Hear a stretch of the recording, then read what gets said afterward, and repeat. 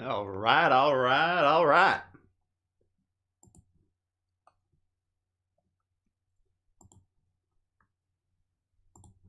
Evening, ladies. Ow! Welcome, everyone. Welcome. Welcome. Appreciate you tuning in. We're going to take a moment here and make sure everything's working just exactly right.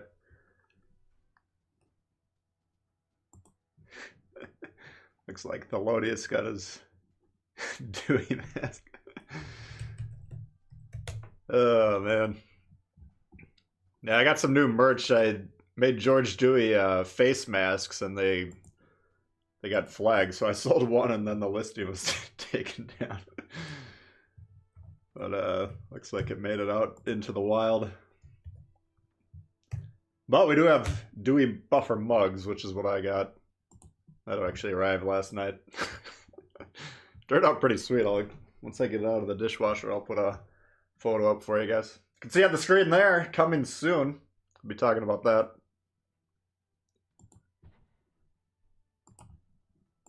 Let's see. Looks like we got everything working just exactly right.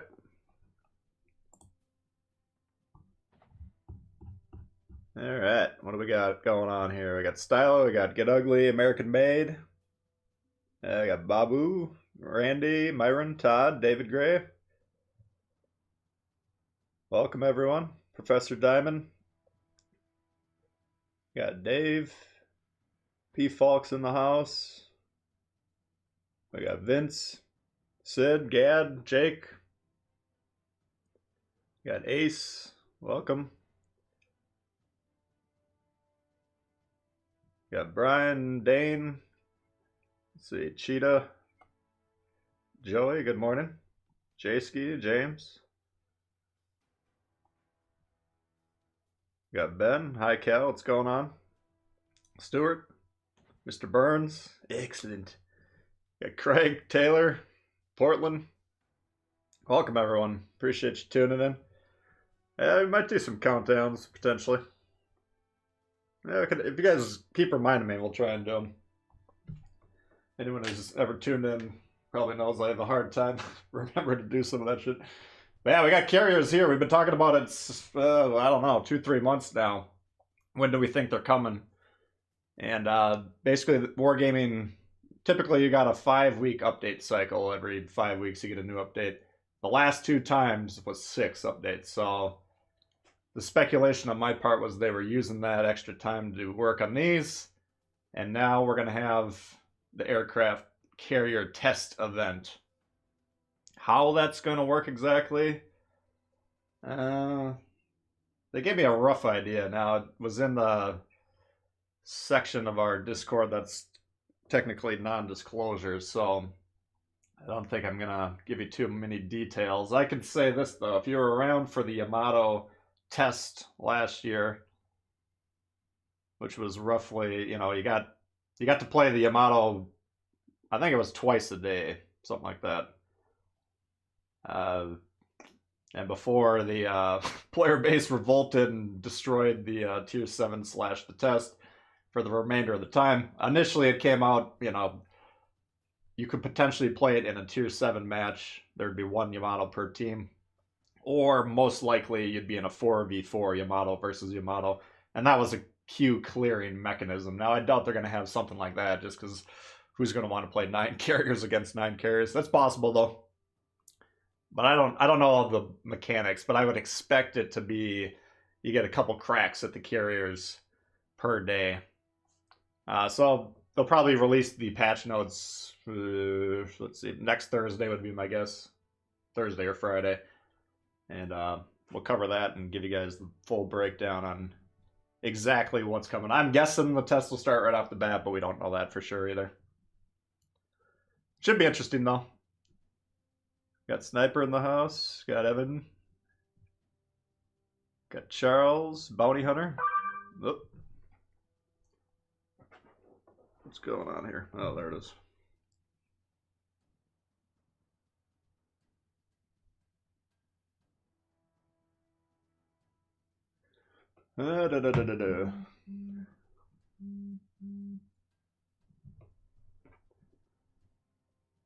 8 CVs and 1 terrified DD. What's up, Ellen? Nano. Yeah, I don't know. I don't know what the exact look of the test will be. I just expect it to be. It'll probably be like you gotta play. I don't know. It'll be like the daily missions, you know, where you gotta play 3, 4, 5 games to do your daily missions that exist right now. You know, this thing right here. Whoops. Daily boost. I'm guessing it would be something like this, where you play a couple games, get some tokens, and then you can cash the token in to play the carriers. Now, what we saw in their little limited piece of footage that they released, that was, I don't know, 2, 3 months ago. It was like a 10, 15, 20-second piece of them playing the carriers on Legends. We saw, I believe, Tier 3 and Tier 5. I think it was the Tier 5 Japanese carrier and the American Tier 3. So, my guess, we're going to see at least one of those, if not both. Maybe it'll be multiple tiers. Who knows? Yeah.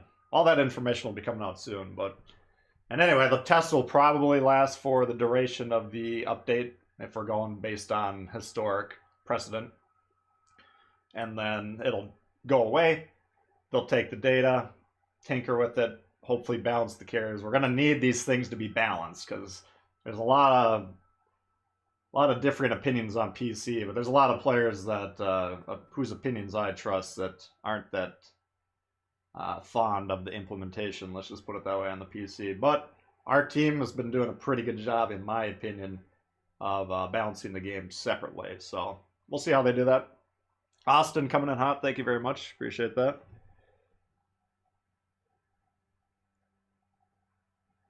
Should you boost the...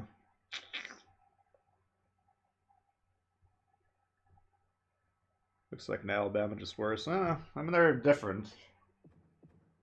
You can play it, if you want to play the Massachusetts longer range, you could get away with it, but... Is there even AA in Tier 3? Not a lot. Yeah, that's, I mean... We don't have the stats currently, but... I know, like, the Texas, the Tier 4 American... I believe, maybe I'm remembering that wrong, but I think the Texas is known as like a really good AA boat at Tier 4, but from what I understand, Tier 3, we're probably not going to have much AA at all. Now, that said, I would assume the carriers hopefully would be relatively weak if that's the case. You know, like in general, if you're playing cruiser at Tier 2, Tier 3, I mean, Tier 2, they're basically indestructible. It's very hard to hit a Citadel on, like, St. Louis. But, I don't know. We'll see how it goes. What did Robin say in Discord? I didn't see anything that they said to you guys. They were giving us... They didn't give us that many details, but they gave us enough details that I got a rough idea what to expect. Carriers will destroy the destroyer. I mean, you got to remember, like, let's take a look at, let's try the FARRAGUT. I mean, let's see. So air detection 2.9. You know, now that's actually a pretty small, and this isn't exactly the stealthiest destroyer known, man. I think a lot of, let's take a look at, like, let's try the Shima, just for instance. 2.5 on what would probably be considered a fairly stealthy boat. 4.9 surface. That's pretty close. I mean, it's going to take some skill to understand. You're still going to have to be able to read the map and the game to figure out where the destroyers are as the carrier player. I think, you know, you can... That's a major skill right now that comes with experience. I think good carrier players are going to remove the enemy destroyers as quick as possible, and I think bad carrier players are probably going to focus on the Dewey buffers that are parked on the moon. So I think a good carrier player is going to have a major impact, and I think a bad carrier player is going to have a major impact. Hey, Buck. Yeah, I'll try and shake it up. time-wise, but yeah, this is usually the best time for me to get as many people that would want to watch in.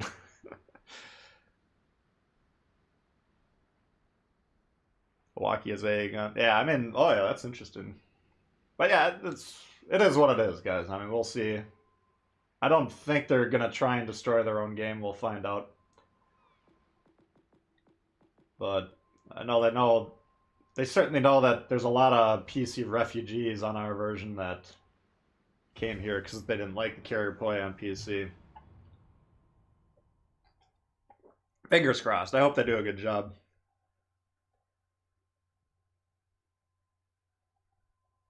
Could you follow the anti-aircraft fire? What do you mean follow it? And I'm trying to think back to when we had the AA stats, but I think like, and how they refer to it, the PC players, I think they call them like auras, or you know, there's different layers of defense. Basically, you might have some AA that kicks in at 3 kilometer, and then an extra ring at like 7 or 10 or whatever. Who knows? Well, it's been a long time. It's probably been over a year since they took the AA stats out. They were in the game when it was launched.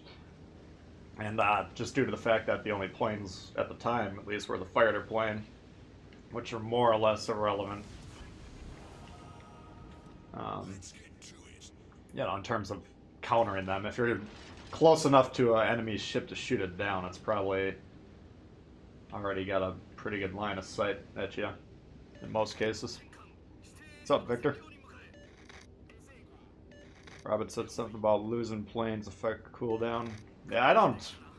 I'm trying to do some research on the carriers just so I understand how they work. Basically, I think if you like launch them very quickly and they keep dying very quickly, the planes will be on cooldown, kind of like a torpedo reload. I mean, the good players whose footage I'm watching, they're usually in the air long enough that they already have a next set ready to go. So functionally, it doesn't really look like the cooldown's hampering them, but again, these are probably players that understand what they're doing. Bad players might lose the planes very quickly.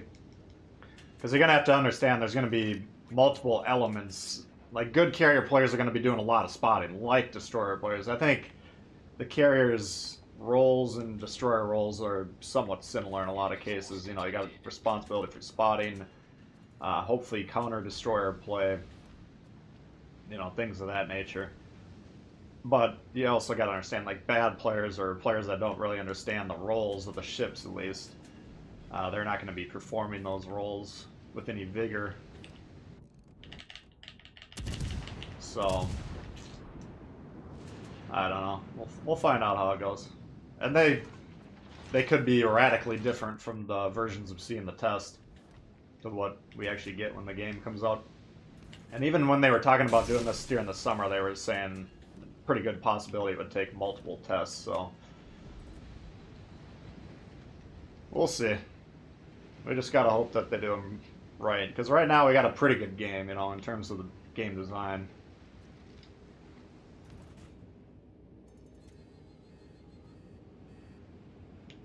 Alright, so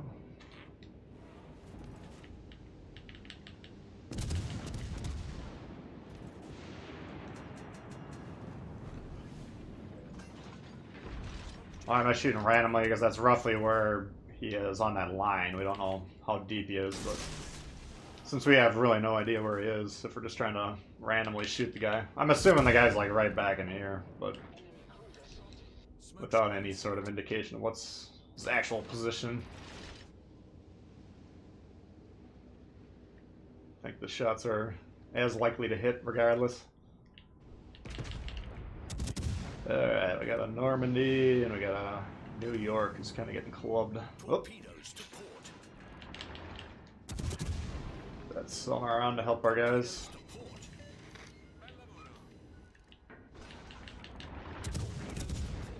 Looks like that Peter's battered and bruised. I need an ice pack.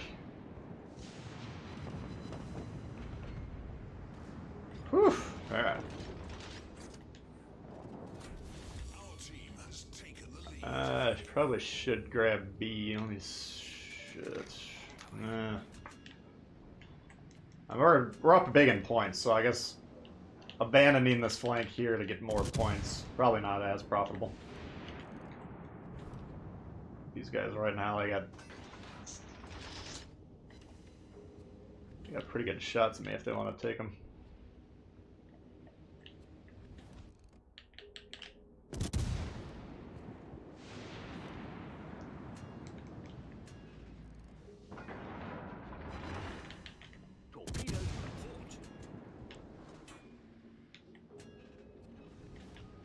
So this destroyers obviously send them like that. You should probably be angled at least 45 degrees towards those torpedoes. Oops. I'm just gonna get out of here anyways, because obviously we lost our smoke cover and we don't want to be there when the battleships come around.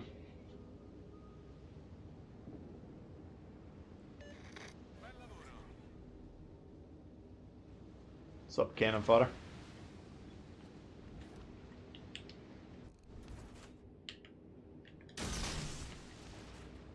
Alright, so we're gonna hold A and B, and then you can see there they have a cruiser coming through this gap right now. But you can check the game clock. It's 10 minutes into the game, or we got 5 minutes into the game, so making these moves where we're going from that spawn all the way around the island here and into that gap, if it takes 5 minutes, is it worth it? Usually not, in my opinion. It's kind of the concept of, you know, for viewing this entire match as kind of like a board game setup. Well, if your piece can't do anything for a third of the match, it's kind of like it's not even on the board.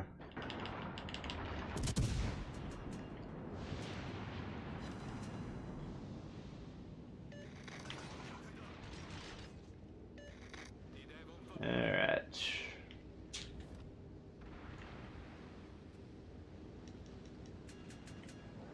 So we're just going to take a moment here, let our team kind of come back over here. I don't want to be frontline spotting with the Leander. It's not exactly built to hold up to Normandies and Brittanies.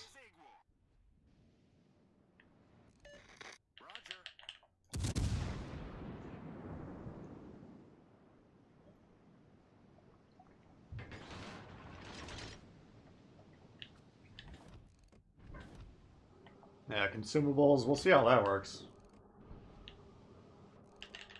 Right now, until we got that Graf Spee Azure Lane commander, there wasn't any aspects of the commander builds that counter to AA. Oops. Or counter to aircraft. Now the Graf Spee perk, if you haven't looked at it, it increases the concealment on both surface and air. And I had always assumed that like Bay or Kondo or Makawa affected the air concealment rating, but apparently that was not the case.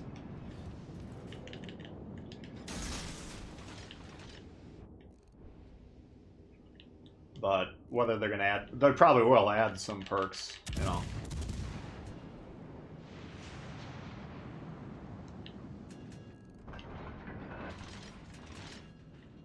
Alright, so looks like our whole team's going from the north. The problem, if you're chasing people like around this island, these guys can be turned and over here by the time they even get to the north. Now, if they go ahead and get on C, that's fine. We don't necessarily need to kill these guys since we're winning on score. But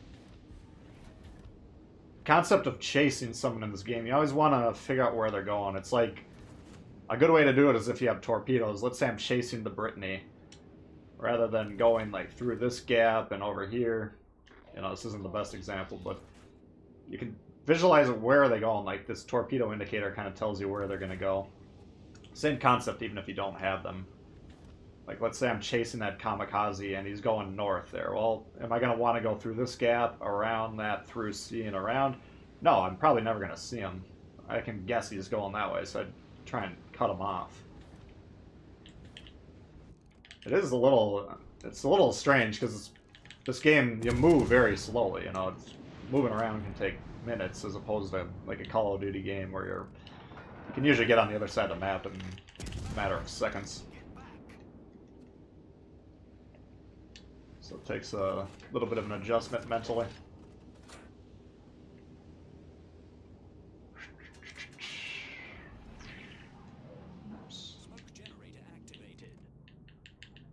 be pushing in more. I don't know why.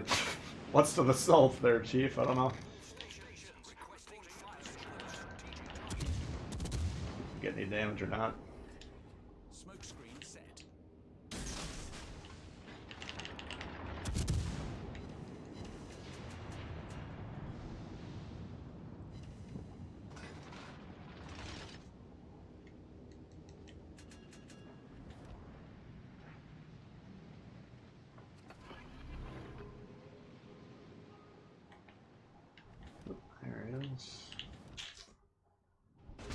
Nice shot.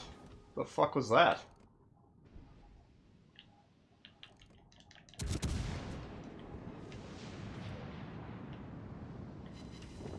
Oh. That was ballsy. We destroyed an enemy battleship.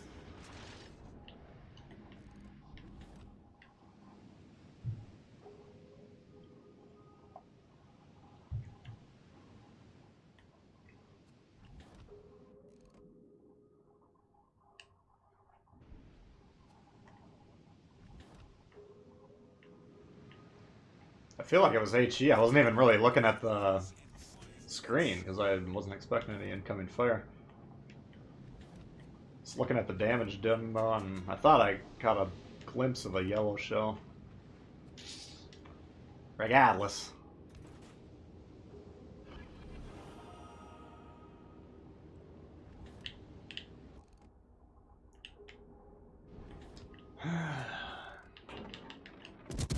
Terrified. Where you going, Cotton Eye Joe?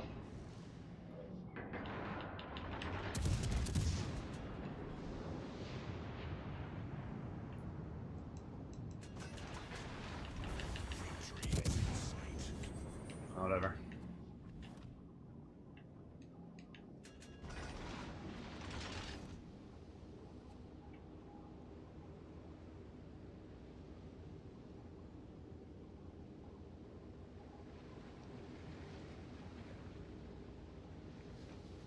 USN seals will be terrible for carriers. Yeah, I mean, that's the way they're designed. Now, one of the recent gripes I saw was, it was Flamu a couple months ago. He was basically playing a game in von Richthofen, I think, some new German carrier. And he was just dropping, like, Des Moines and Cleveland's with impunity. It's like, what the fuck is this? So you can't counter the ship, basically. Like, the ships that are designed to counter carriers can't even stop this thing. Type of a deal. I mean, if it's like that, where there's really no situation that I can think of immediately right now, where if I'm in one ship and I decide I want to kill that guy, it's guaranteed to happen. It's just a matter of time. Like, there's always ways to counter stuff right now, but it seems like the current state of carriers on PC, that might not be 100% the case. Spotting remeds, yeah, that would be a... One of our guys was asking him about the points for spotting and how that worked. XP and even capping was brought up, and I think the developers said for sure you get spotting XP for spotting the ship for the first time. You get spotting damage, like let's say I'm spotting a battleship on the enemy team, meaning everyone on my team wouldn't be able to see the guy except for the fact that I'm close enough to him and I'm spotting him. You know, once anyone on your team sees an enemy ship, then he's available for the whole team, assuming they're close enough. So if I'm spotting for someone and they shoot the target, I get a portion of that XP credits, everything you would earn. It's called spotting damage. So you get XP credits for spotting an enemy ship for the first time in the game, for spotting damage, spotting torpedoes, which I wasn't even actually aware of. But if you spot those torpedoes and then they're visible on the screen after that, then you get experience for that, which I thought was interesting. And then they were saying the XP for capping bases, I think, was roughly equivalent to the XP you'd get for, it was like either 3 or 5 kills, not counting the actual damage done alongside it, but just the raw XP you'd get for the kill itself. So capping is far more valuable if you're trying to level up ships or just have good scoring games. The capping is the way to go, which is why usually if you see rippers from destroyers, they're games that they're getting 3-4 caps in. Can I play the graph speed? I suppose we could.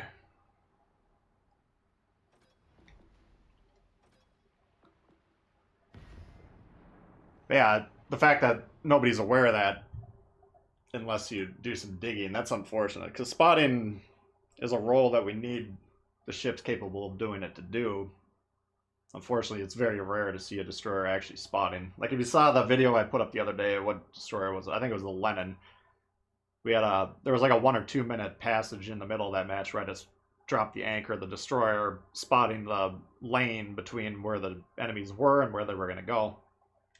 That's a pretty strong play, assuming your team can actually capitalize and shoot from cover. Which they didn't necessarily do the best job of in that particular instance, but... Alright, let's see, what do we got here? King George the V. Eisenhower, Sinop, Dunkirk, holy shit. Atlanta, Pensacola, Nuremberg, alright.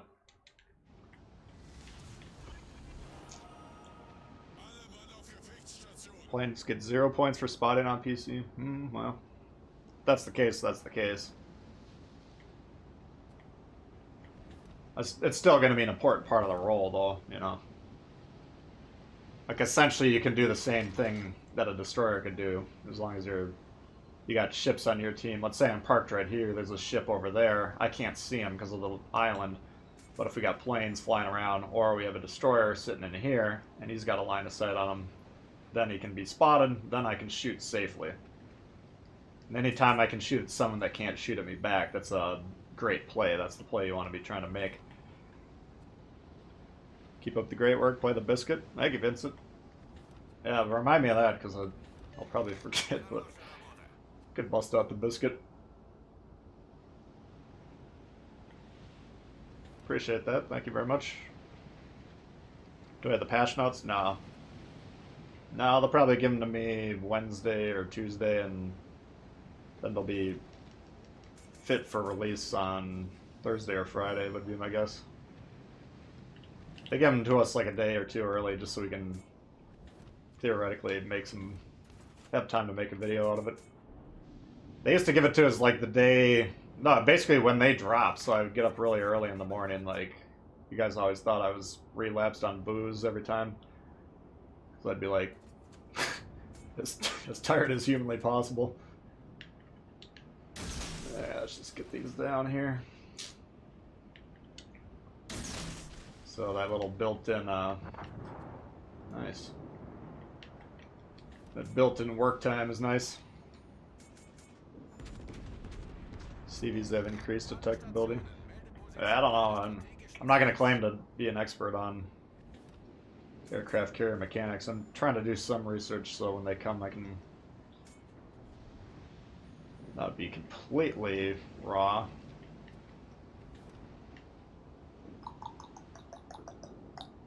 But yeah, speaking of spotting, I mean, the Shiratsuyu, he's behind, well, I guess it's not really necessarily behind the island, but if you're the only destroyer like that, especially in a game where we don't have caps like this, you know, the capture the base mode game, I would try and get pretty centrally located. That way you can spot for as much of the map as possible. We might have ships pushing it over here that we're just not aware of. We got 2, 4, looks like 5 or 6. Oops. Like right there, but I don't want to get surprised by the CNOP all of a sudden having shots at us. That's a ship that we can't really deal too much damage to, and he can bust us up pretty hard.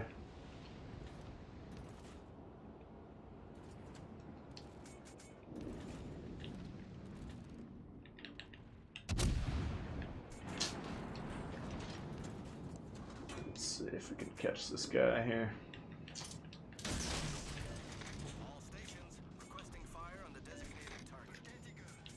I want to deal with this guy if I can. We got to do it relatively quickly, because once he gets around, we're going to die. But this is a good...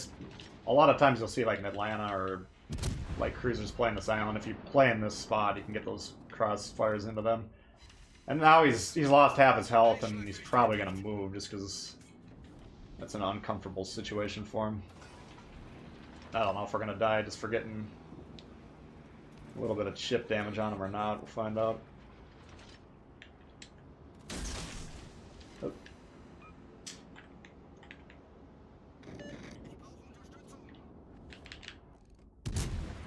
This could be trouble. That's a pretty juicy shot. 5k on him. 6 gals. Oh gosh. I launched him with the idea he was going to turn hard around that island. He actually, if we would have launched on that indicator, we probably would have hit him there. Oh, fuck.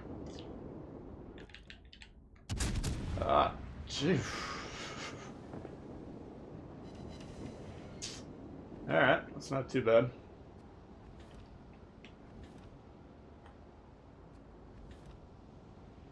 If we can finish him, then I can drive forward. You can see on the map there, we'll get crossfire on the entirety of their team. Might just push him. Hopefully he doesn't kill me here. When you're trying to decide like what to do, like my two options there are push into him or sail away from him. I can't be broadside. Obviously that wasn't great right there. So maybe that was the wrong call, but I'm trying to play one move in advance, you know.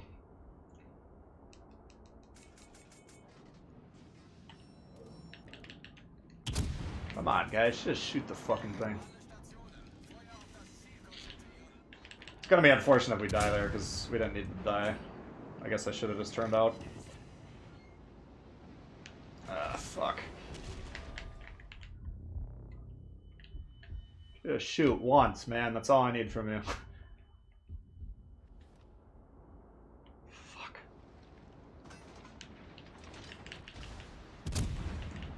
I'm gonna fucking die from this thing.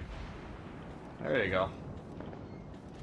That was a major mistake right there.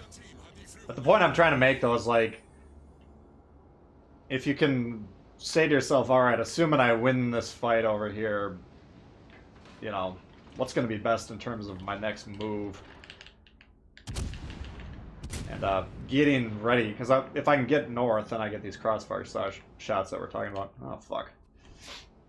So, you know, normally, ideally, you wouldn't get wrecked doing that.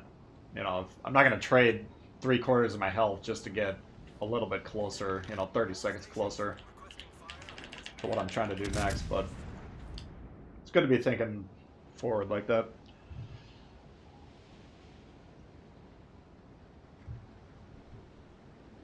.46.5 HP, damn. Yeah, the Kaba is an interesting ship.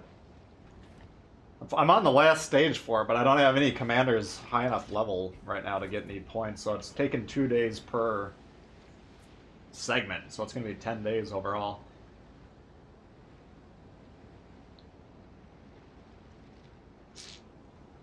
You know, this game should be over, mostly, but let's say I was, like, up there right now, then I could be hitting these guys in the side, basically, and that should turn the tide at that point in time, because you got the whole team in a straight vertical line in the map, basically. You got everyone in this black hole, and then there's another partial gravitational object back there. So, I mean, effectively, these two ships on the map, the red ships, they can angle against pretty much our whole team. They're starting to spread out a little bit now. But if we're in a position up north here where we can start bombing them on the sides, that could change the course of the...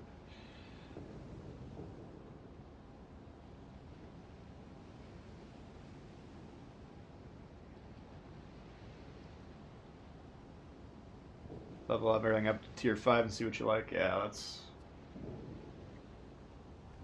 that's the best way to do it. There's nothing magical happens at tier 7. It's not like, okay, I got this ship, now I'm a good player, because every ship at tier 7 theoretically is balanced.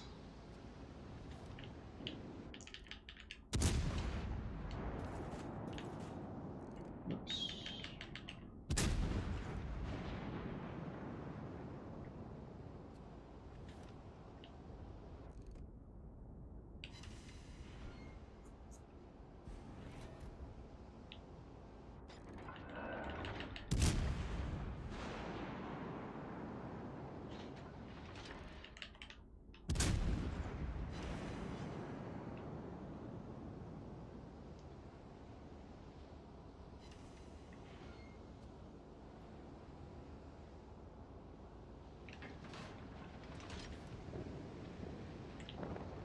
I think, like, in terms of the ship design, I think the lower tier ships are kind of meant to introduce you to the game a little bit more.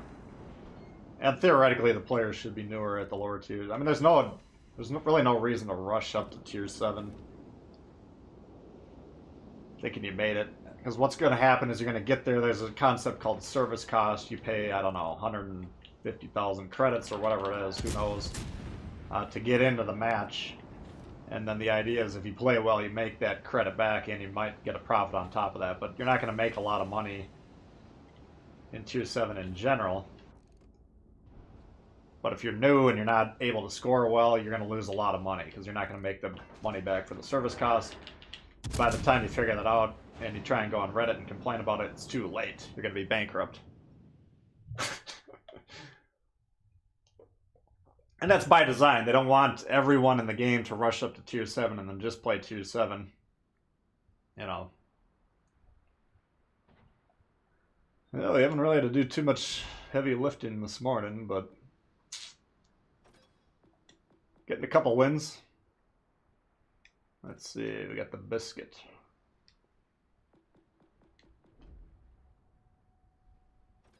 Yeah, playing different classes, different lines. You know, if I see a Byron on the enemy team, if I've never played it, all I know is it's a battleship. If I played it, I know what it's trying to do. I know what it can do well. I know what it can't do well. And I can respond accordingly.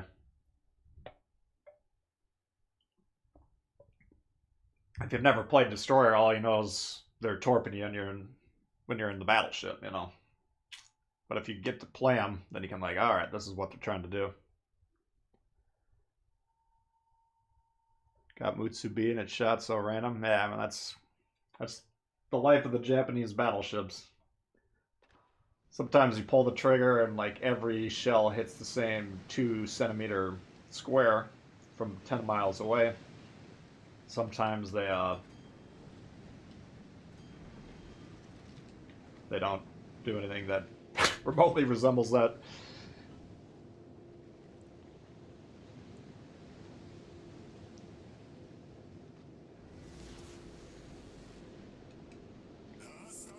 Yeah, if you're grinding lines, which I'm assuming most of you guys are, and you're trying to get credits. Credits are the bottleneck for upgrading. It costs like 18.5 to get the tier 7, and then like another, I don't know, 15,000 to upgrade it, or 15 million to upgrade it, or something like that. So getting those credits, I mean, the sweet spots for tier 5, if you got tech tree ships, or tier 6 premiums, tend to make the most. If you can get your hands on tier 6 premium. What would you possibly need my support with? You want me to go duplicate the effort of that Akatsuki? Is that what you want? No, we're not going to do that play. We'll spot the middle. Tier 7's Toxic City. It really shouldn't be. It's just people that realize there's a service cost and they don't understand. You pay the service cost the minute you load into the game. You've paid the cost. Your goal after that is to make that money back and then some. But if you're terrified, you know, if you got a soiled undies after the match because you've been peeing your pants and you haven't done anything, well, you're going to go broke very quickly, you know. Sitting in the back looking through the binoculars, you're not going to ever make that money back. Let's see where this guy is. Yeah. About yeah. Whoops. Shit. Oops.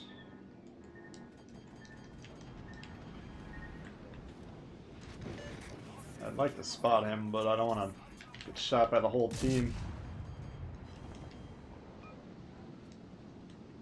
Alright. Let's see if we can get out of this alive. What the fuck am I getting spotted by? This guy's got a proximity mod on the destroyer. That's something you don't see every day. Alright, well, that game didn't go well. Try and remind me, we'll try that one again. That just threw me for a loop, man. I'd never... I mean, it's not every day you see the destroyer running that. That's a throw right there. We'll take that loss and... have to make up for that. Only line we wouldn't recommend for new player French DD. Yeah, those are probably one of the harder lines. I mean, if you're gonna play a destroyer like that, then you're gonna have a hard time. No matter the nation. All right. While you stare into the camera, we're gonna just. There's gonna be a little flash of light. You're not gonna remember what just happened. That's alright, there will be no permanent brain damage. So just stare into the screen. We're going to count down to 3. 3, 2, 1. Oh, the Akazuki. That's the one I forgot to play last game. We had multiple requests for this one. Akazuki. And I was primed to play it, but I kept forgetting. Oh, Legger. Oh boy, here we go. Alright. RGA mod, yeah, I don't know. I would not recommend setting it up like that, but... The thing is, if you do set it up like that, you're going to catch people by surprise there.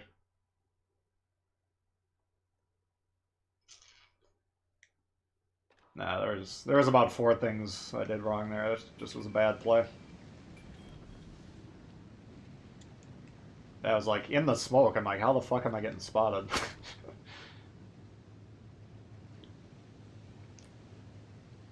You feel funny.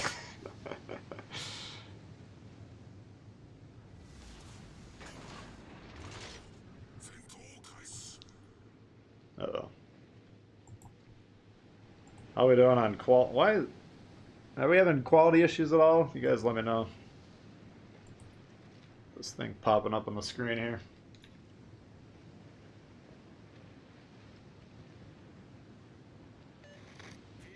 Hey Brittany, how you doing?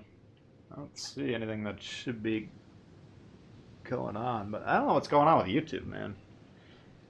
Last time we were having trouble was because I think the OBS just had to be reset. Alright, let's see what's going on here. We got Asashia, Maz, Fletcher, Cleveland. Oh, no problems? Okay. Now you guys let me know.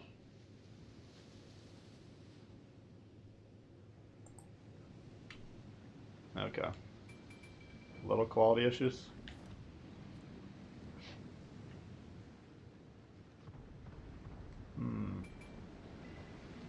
Yeah, I don't know.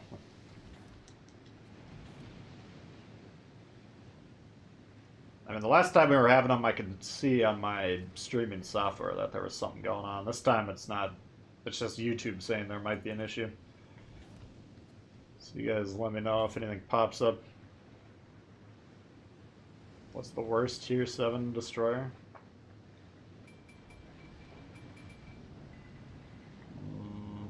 Well, I mean, the game isn't designed to be cut and dry like that.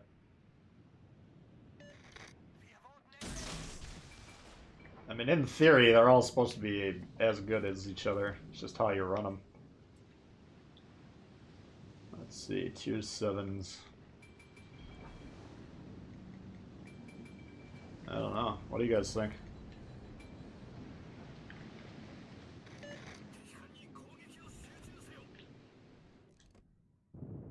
Let's see. I feel like...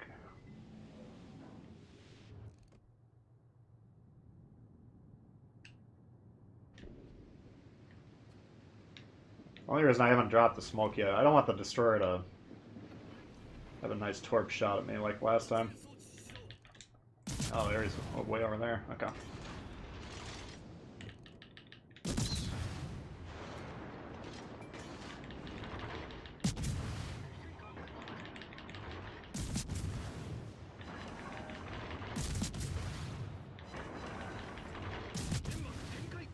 Fuck. Hoping to get a little bit more tread out of those tires. Oh, here we go.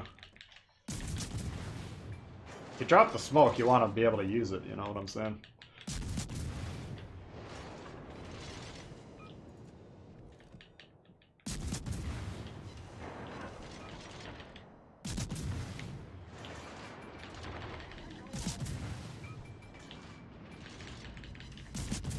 Let's see if we can get him out of here.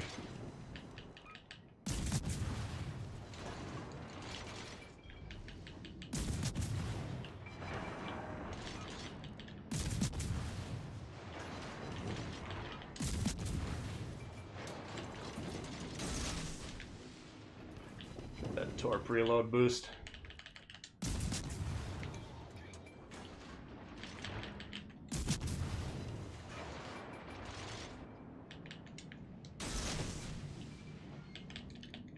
Alright.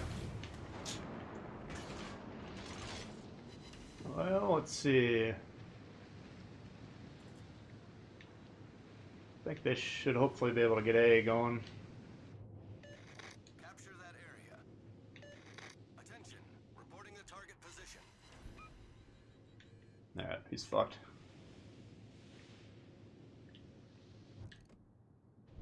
Even if we don't get him with another torp. Oh, there we go. Nice. He's got a fire and a flood at that point. I mean. Okay, Sashio. And if they can kill that Fletcher over there, I think we got this one. Problem is the Sharnorse is going to get wrecked over here. If he goes down before I can find the destroyer, because right now these guys are going to be shooting him, most likely, you know. So if I can get there, kill the destroyer while they're distracted, disengage. Sashio, he's got either Tanaka or Hellsinger. It's going to be tough. I mean, this thing's really slow, but ideally, you know, if these guys are good and they see me spotted, they'd stop shooting the Sharnorse and shoot me, but... Alright, where are you?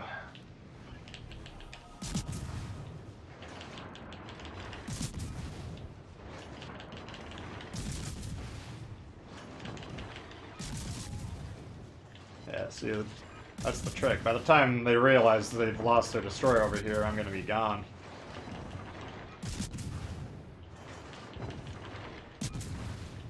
Hopefully. If I can actually hit a shot, that is.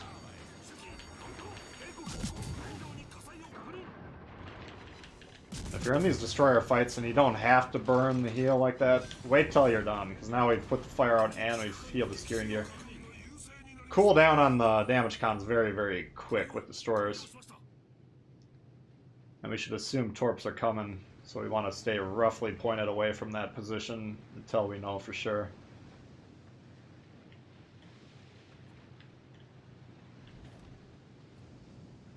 Now we got a Cleveland over there. That's not my idea of a good time. We can hopefully try and spot them.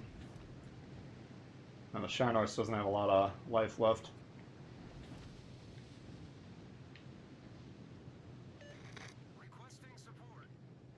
Alright, so we know once he's asking for help, I didn't even realize their destroyer is still up and running, but once he's freaking out like that, we can assume he's under torpedo threat. And this guy's probably going to lose that fight, but hopefully they get on D. They already got C, you see, so it's not like... If we controlled C, then stopping the Cleveland's a little bit more of a priority. Right now we're in a situation where both teams have 2 caps. And I don't know why this guy's freaking out, because that destroyer is really... I mean, I assumed he got spotted and he didn't like it. Oh, where is he? Shit.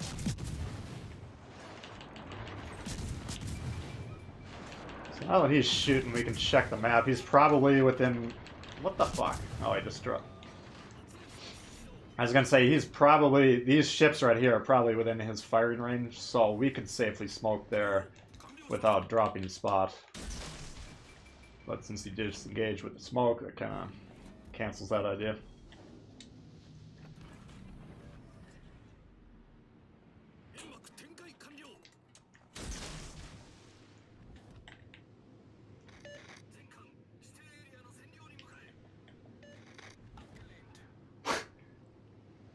So this guy right here thought it was necessary to respond no. Like, clearly I'm not asking you to go down to D. It's just really annoying. Alright. So we're just going to stay in this area to help deal with the Fletcher. I don't want to get caught by that Cleveland, but...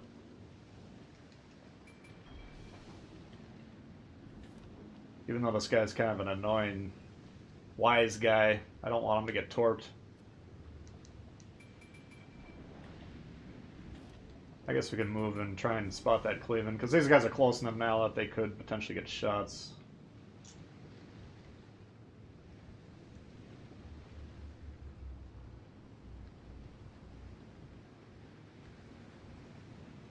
Hey, Werman. Yeah, the shell trajectory. Pretty much everything about this ship is pretty badass, except for the maneuverability. I mean, if you thought that playing the Biscuit looked bad, getting torped, this thing will get torped fairly regularly.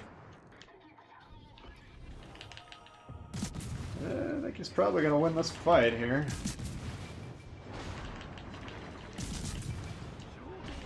Unless our support keeps chiming in.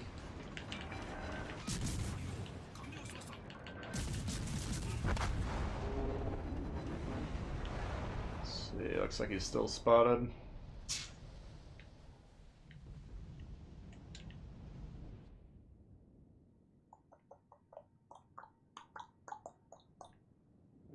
Come on, guys.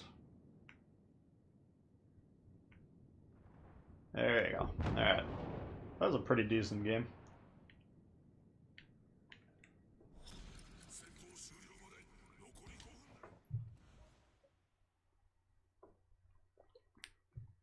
Round 2, yeah. I mean, both of the Akazuki and the Fletcher are, like, very powerful in terms of gunboat power. This one, you'd rather be a little bit longer range. Basically, the further away from the Fletcher you are, the better the advantage, because the better the shell trajectory. Close range like that, 4, 5, 6 kilometers, that Fletcher with that reload, you're going to have a tough time. What was that loss? Oh, wait, Biscuit. Oh, yeah. Right here. Yeah, if you got both the destroyers scoring 500, I mean, this guy's probably looking at the scoreboard like, what the fuck, you know? You're not going to win any games where your destroyers are off the board 2 minutes into the game. So that was... You got to take the blame when the blame's applicable. It was unfortunate.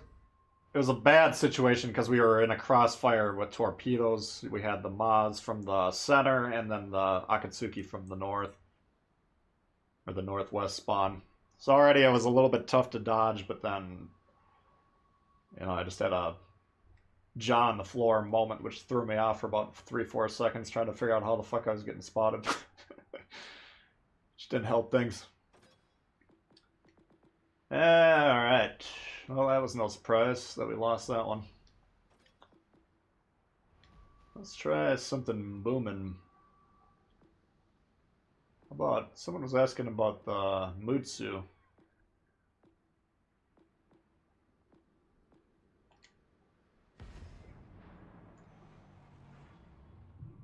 Try and get those likes to 150. What do we got? 211 watching. We got 91 likes. Yeah, if you don't mind hitting the like button, it actually does help quite a bit. Kind of signals to Google, our benevolent overlord in our endeavor, that the content's worth a little bit of a damn. Might recommend it to Johnny Potato. Should give a shout out to new members that we had last time. I think we had Joe coming back, rejoining as a member. We got Dazzla and Wayne, new members since last stream. Appreciate that, guys. Yeah, the members are... It's a nice way to support the channel. Oh, the Oleg. Fuck, I'm sorry. No, we will do the Oleg. I just gotta remember. Yeah, if you want to be a member, there's the join button or there's the link in the description. Sorry, Wookiee L. If you've seen the show before, you realize it's keeping things in my mind is not the strong point.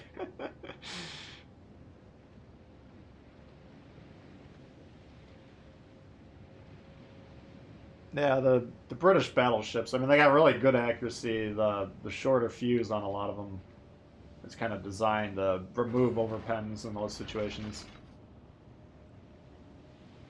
So yeah, as a cruiser, you definitely don't want to get shot. Now, a lot of the British battleship players will just shoot HE, which, well, not something you necessarily want to take a lot of shots with.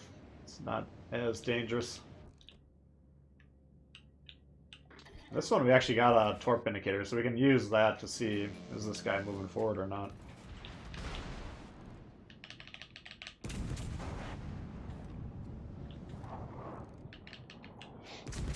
Basically, if you don't know how that works, is you pull up this indicator, you can see he's 13.8 on the screen there. This one's saying the torpedo would hit at 12.2, so you can see he's getting closer to us. The torpedo range is less than the ship. If it said 14 or something like that, then he'd be sailing away from us.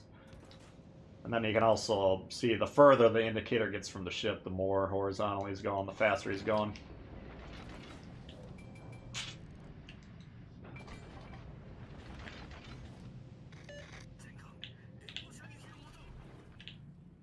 Come on, you bastard.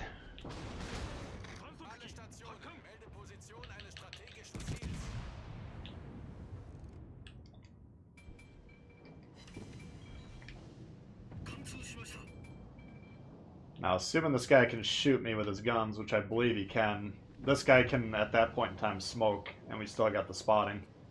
If he's actually in the smoke, if he sails out of it like that, then he's gonna die.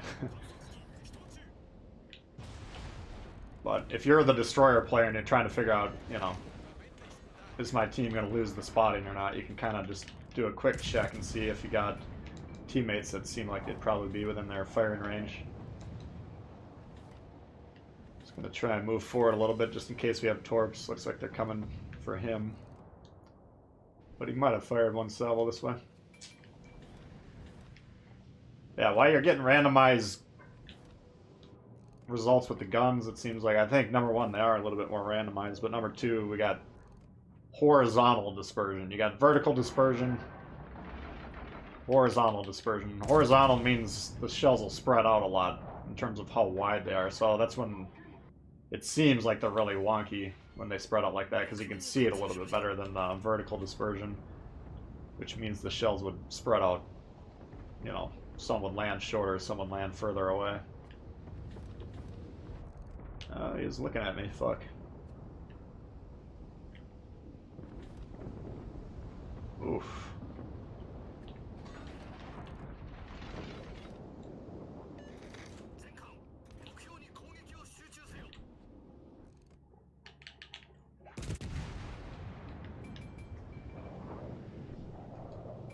Whoo! He gone!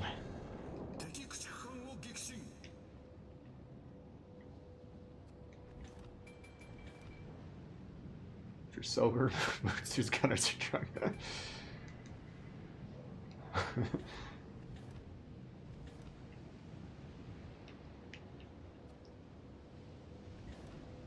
Nah, sometimes you get great salvos, sometimes you don't.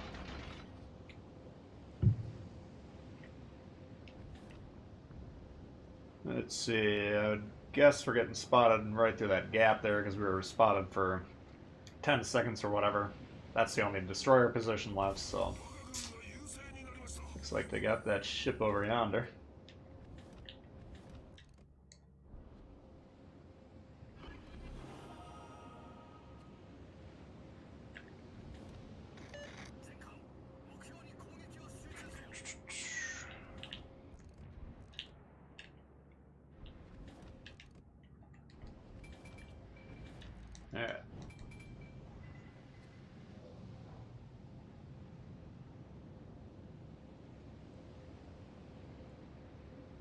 So basically what should happen, once you clear a flank in this map, you can move a ship into the base. So I'm just trying to position here to where we want to shoot at anyone that's trying to defend the base at this point in time. We're also kind of positioned to stop this flank from advancing over here, but not really. Just due to the fact that I have to turn physically, it would take me a little while.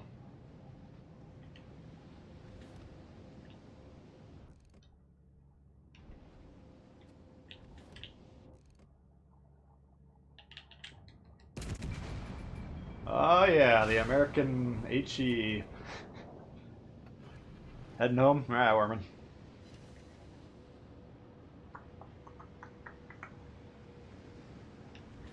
Why is this guy still alive?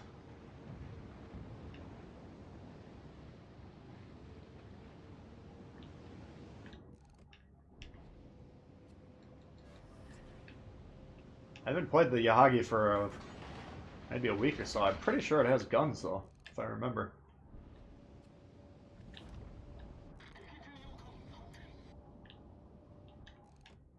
Alright. Pretty easy game there, we didn't have to do too much. Ashitaka have the same guns as Mutsu. No, the Ashitaka is like a early version of Amagi. This is like an early version of Nagato. So the Ashitaka, I mean, they're both kind of, they're like similar type ships. In a few instances. Like they get burned down by HE fairly easily. They got heavy hitting guns that are a little randomized. But not the best armor. I don't know. I think they're both fun to play. This one's got the torps, which I usually forget I even have, but you don't want to be going out of your way to use those torps. You know, look at the angles you can launch them. You have to basically be broadside. And, you know, it's not a winning strategy. But occasionally something will rush you or catch you off guard and you can hit them with the torpedoes.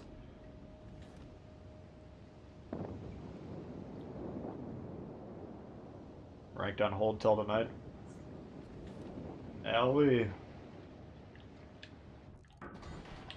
We did another session of rank with Chile tomorrow. Anyone who's interested in that.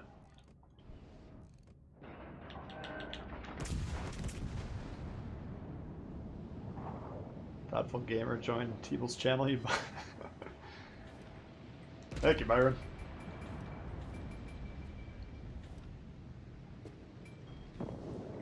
It's anyone who's tuned in as much as Thoughtful Gamer. I mean, that's going out here. That's above and beyond support already. So,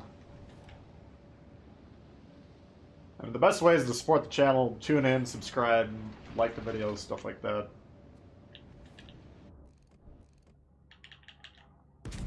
Everything else you guys do, I just consider a pleasant bonus. Alright, so yeah, I mean, we're... you know...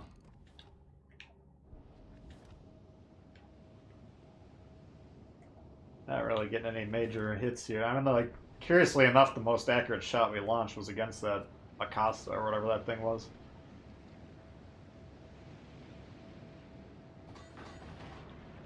Once in a while, you'll launch a shot with this, and then it'll just be like, damn.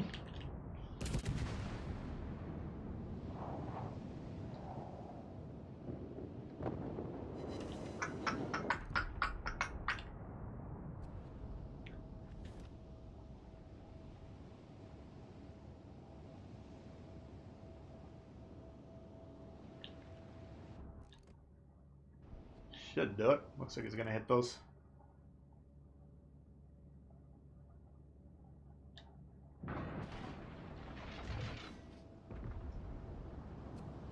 Alrighty. Well, we've been having pretty good teams so far today. Haven't had to do a lot of the heavy lifting, which is kind of nice. Smash it, rub it gently, buff it like a... However you want to deal with the like button. Yeah, not too bad. Yeah, pretty even scores here. We'll take this all day. Alright, let's get into the old leg. I gotta tell you, look, you really just forcing me to play this a little bit more. I actually don't mind the ship nearly as much as I used to. Still a little goofy, but 60k in the Mutsu's good. It's, I don't know. That's battleships. You never know. I try and judge my own battleships based on the positioning, right? Like, am I cutting off certain lanes that I should be doing, or am I supporting this or that? You know, if I'm going back and evaluating them, because every time you pull the trigger, you never really know. I mean, if you aim the shot right, sometimes they blow up, sometimes they don't. That's not really, aside from the initial aim point, there's really not a lot you can do. So sometimes, you know, in my opinion, I'll play a pretty good game, but we'll have relatively low damage. And that's kind of the point. That's why I try and release a lot of videos that aren't necessarily barn burners, but I'm still doing what I consider something helpful, you know. So there's a lot of ways, either supporting something or capping bases, of course, spotting, stuff like that, or, you know, preventing the enemy from doing something. Doesn't always translate to score or damage. Alright, looks like we're 1v whatever they got over here. That's alright. What do we got? Ooh, Wyoming. Ishii. Got a Gus, a Kolberg, a Bogatar, 2 Bogatar. Campbelltowns.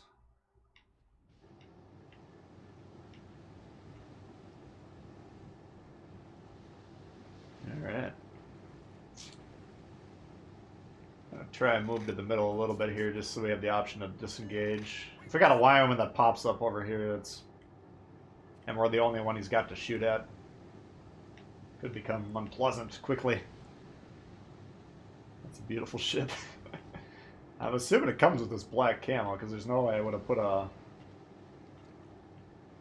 of those black camos on there. Oh, we got this one.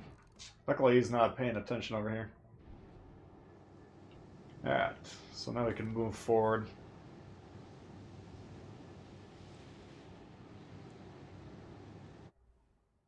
So I'm not a scholar on Archipelago where people spawn, but usually we're going to have groups of 3 that spawn together. Now, I thought I was briefly spotted earlier. I was I saw that out of the corner of my eye, but the fact that we only see one ship here means we might have that destroyer division over here. If that's the case, I'm surprised that we're not getting spotted yet. No, we got the Bogatar, okay. Because normally those destroyers would both be moving forward with great aplomb.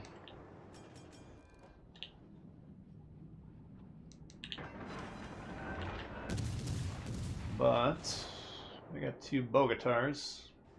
That's also possible that usually they put the destroyers or the divisions together, but not always. So it's possible one of them are over here.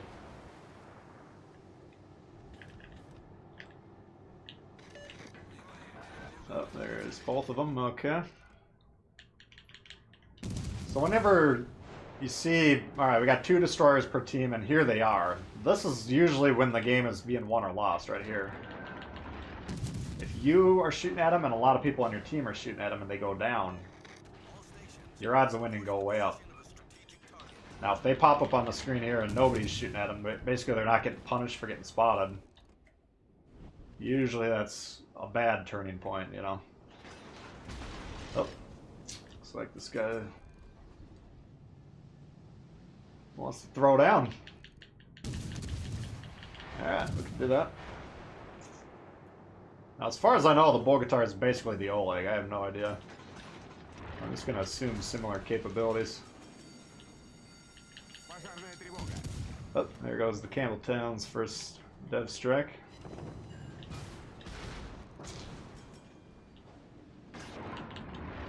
Alright, so he's demonstrating that he's probably going to angle, so probably going to stick to HE for most of this.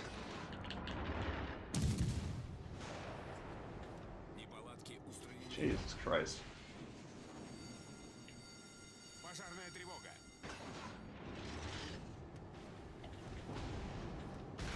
Man, this guy's kicking the fuck out of me. Башня главного калибра выведена из строя.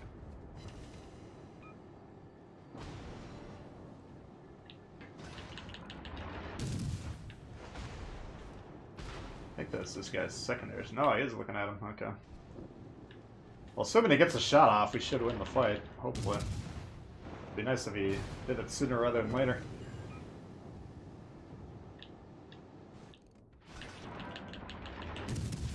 There we go. Alright, so lost a lot of health.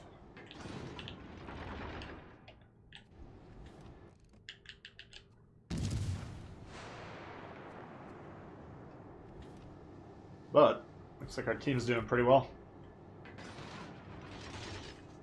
Now this guy, he's got clearance. We should probably stay by him because there is that Campbelltown still. Or both of them, actually. And they might see him isolated and be like, alright, that's a lot of HP we can grab for free. Now in a match like this where we got 2 battleships per side, that's a huge chunk of your team's collective HP that you don't necessarily want to just give up. Alright, I got one of them.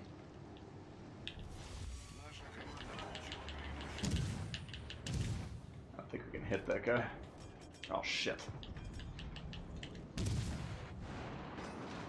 Holy what the... Двигатель выведен из строя. Gonna turn and get that island between us again. Устранены. Doing so is gonna put me a lot closer to this guy, which I don't want, but gotta drop line of sight here where he's gonna kill us.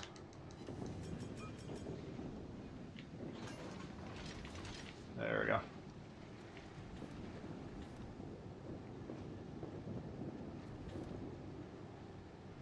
So basically what you should be thinking right now is he's got these guys shooting at him. He's probably going to start thinking about them, so we could probably get out of here. Anytime someone's like focusing you like that and you drop spot, enough time passes, they're going to forget about you. They're going to start doing something else, usually. Союзники, сфокусировать огонь на цели. Now he might just have a massive hard-on for killing me.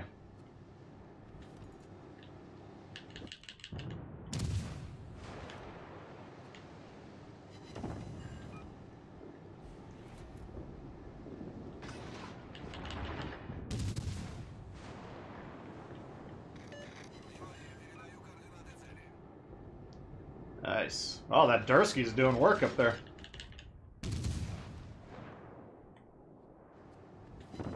Got both of them.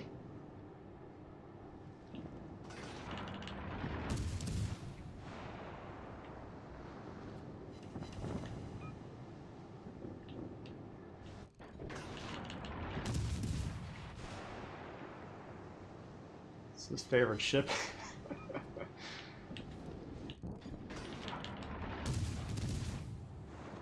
He used to be one of my all-time least favorites.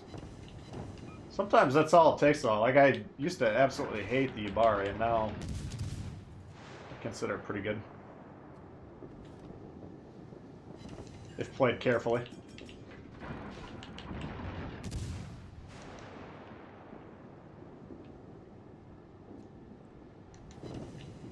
Alright.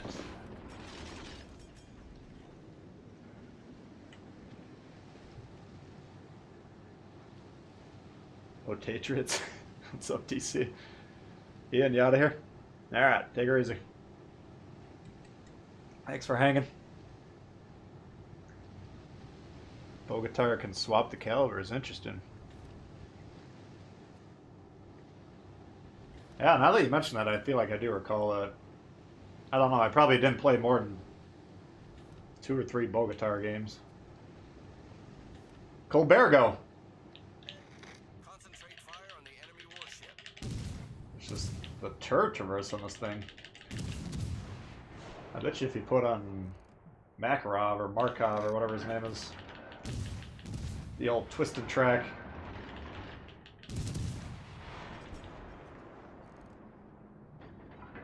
What?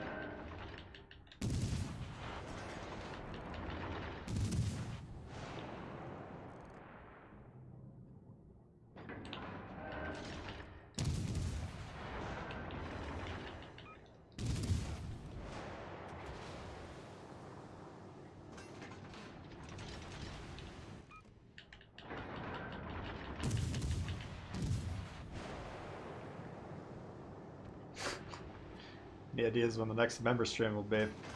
Yeah, it'll probably be. I'm doing once a month is the plan. So we just did it for January. I think it was last weekend. February, basically the first half of the month is going to be really jacked for me. I'm going to try and record a bunch of videos this next week where I'm going to have more time. But yeah, it probably won't be the first 2 weekends. I don't know. We'll just play it by ear.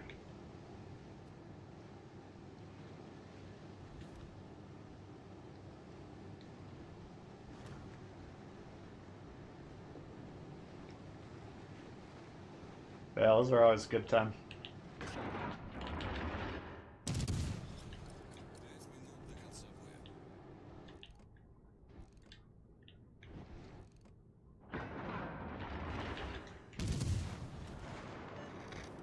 He pulled right off of that. If you're in a situation where you're on the line like that, you might as well just keep sailing into it. It makes it a lot harder to hit you.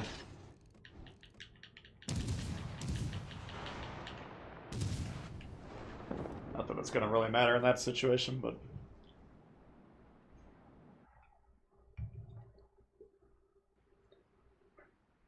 Nah, probably not 2 weeks. I don't know.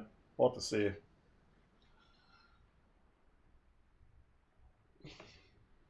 My guess would be probably week 3 or 4 of February. What's up, Bill? Oh, you got the PS5. Nice. Yeah, I have not been having any luck with that.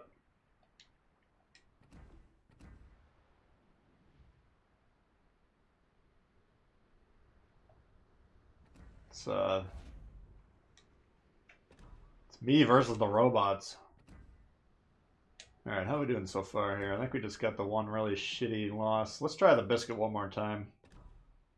See if I can redeem myself for that travesty that none of you can remember. Alright, that was the biscuit. Let's try the biscuit B. I've been having more success with the biscuit B. How's the blue team today? They've been doing pretty good.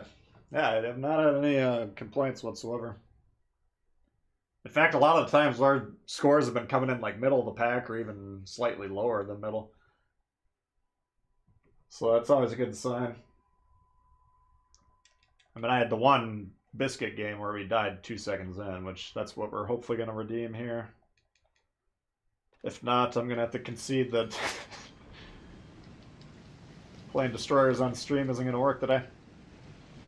Yeah, I got Akatsukis, we got York, Belfast, so those are 2 very dangerous ships. And we got 4 super secondary ships that are all very dangerous, and we got 2 torpedo threats. Not the best. I mean, we can wreck the Akatsukis, hopefully.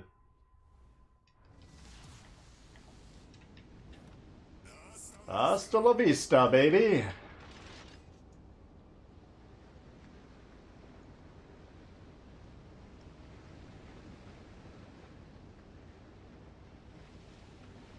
What's happening? What you talking about?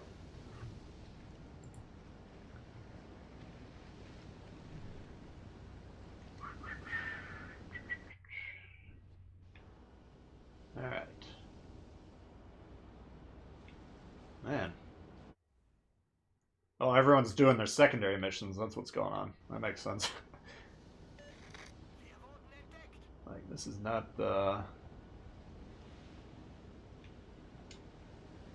not typically what you want to see.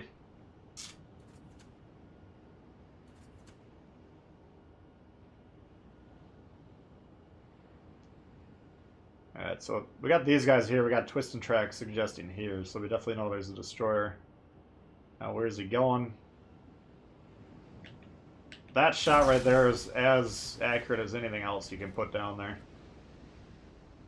Rather than being broadside and getting hit by those torps again, we're going to try and angle towards where the destroyer most likely is. But if he pushes in aggressively, we can probably either outspot him or spot at roughly the same time.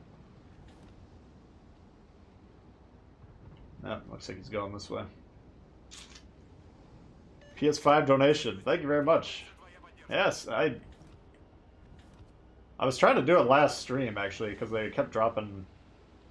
What was it? Thursday. And I had the thing in my cart with Best Buy. That was my best chance. And the website just kind of got bogged down a little bit. But yeah, I tried to do Walmart right after the stream ended, and it went from out of stock, or not currently available. It said, like, it'll be available at 3 o'clock Eastern Time. 3 o'clock Eastern Time rolls up, you hit refresh, and immediately it says sold out. And it's like, what the... Yeah, so these robots, man, they got nothing better to do than try and buy shit. Oh my god, what is going on, guys? That was a great battle. You can get away with losing your cruisers early a lot of times. Yeah, it's been, well, basically my point is every person that gets the PlayStation or the Xbox, that increases your odds down the line, because it's just one less person in your jurisdiction that's trying to get it.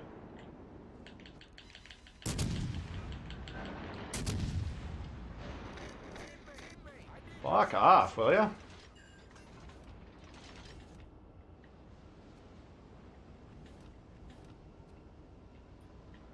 Let's see if we can... First you gotta identify what he needs help with. Alright, he's got a duck flag, so he's got himself in some sort of pickle. I'm assuming he probably got torp from that Akatsuki. I didn't see torps going in, though, so I don't know. You do want to... If you got someone pinging the radio, though, it is a good idea to identify what's going on with them and try and deduce what they need help with.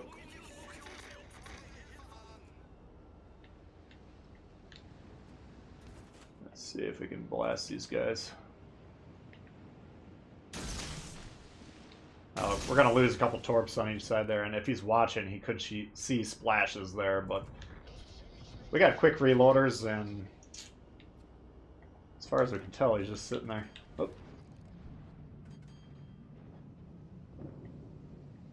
Go ahead and get on this cap. We got to be really careful with the York.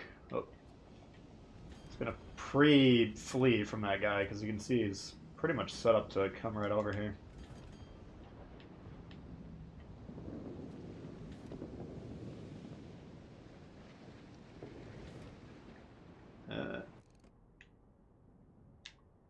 It's not really paying attention, but...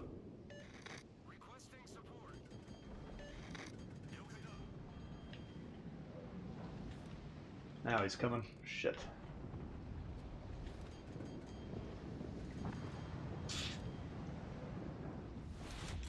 Not gonna have enough time to cap it. Oh, now he's stopping again. I don't think he's paying attention to us, luckily. Shut the fuck up! You guys are like, this is what you sound like on the radio. Like, I understand what's going on there. He's got the destroyer rushing him. It's just... You know... I can't teleport over there. I'm trying to capture the base. I'm trying to not get killed by the York. You do want to try and help these guys, though. Alright, so let's go over there. Let's see, how can we do this?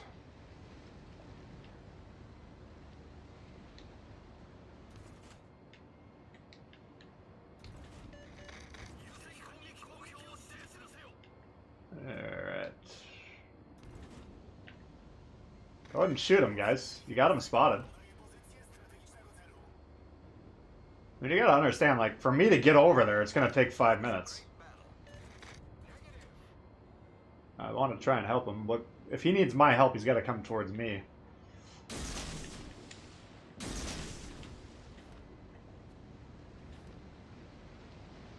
Oh, he's getting his ass kicked. Yeah, the problem for him is he's got to go broadside to get out of there. Oops.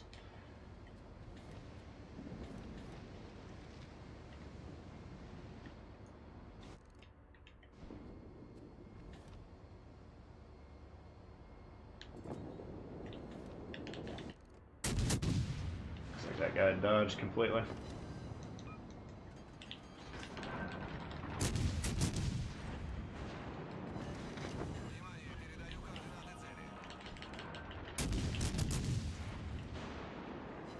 turn hard here to disengage. If I gotta drop the smoke, I'll drop the smoke, but I'd like to save it.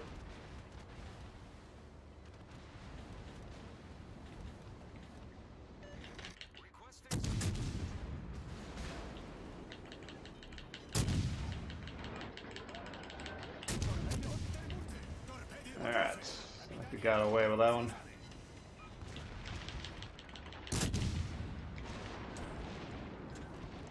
Yeah, I got the resets. Fortunately, you know, the rest of our team, they're not in the game anymore, so not a lot we're gonna be able to do, unfortunately. Let's see. They don't have any caps yet, but they're gonna have 2 of them. This guy's not likely to be able to prevent C from turning. I could technically keep resetting this, but eventually we're gonna die doing it.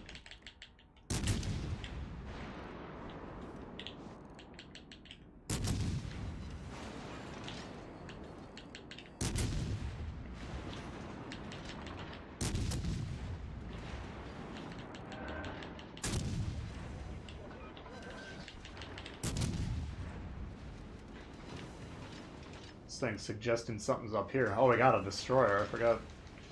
We're gonna drop the smoke just briefly, just to disengage or drop spot, and then we're gonna pursue the destroyer. Ah, oh, fuck. You don't want to repair a torpedo tube in general. That could be a problem. Yeah, they got a destroyer sneaking around the back, trying to torp battleships.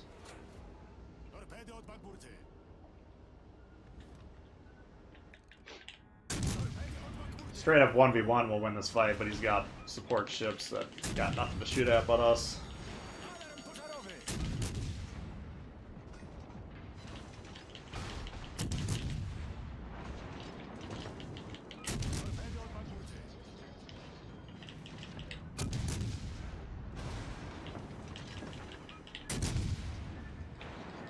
Get the fucking thing. Alright. Put that up as a moral victory. And that's a pretty good destroyer game in my opinion. You got 15 resets, you got the capture, you got a couple kills mixed in for good luck. Now these guys on my team would strongly disagree. I mean, they were saying, you know, we need help over here. And countering destroyers is typically step 1. So for evaluating that game, maybe it wasn't as good as it appears at first blush, just because these guys, they had at least 1 destroyer unchecked over there. I think both of them were over there for a while. So I don't know. We'd have to maybe re-examine that to see if it was actually any good. But in terms of scoring for our team, I thought it was a pretty decent thing, you know. Always. How many FPS you got? Why do we got technicals? I think the stream's set on 60. I don't know if maybe that's a problem, because I think the game's only outputting at 30. You're the last hope, yeah. That's, like I say, I mean, maybe if we countered those destroyers early. I don't know. Tough to say. Basically, I was just trying to scout the middle, and then I don't know.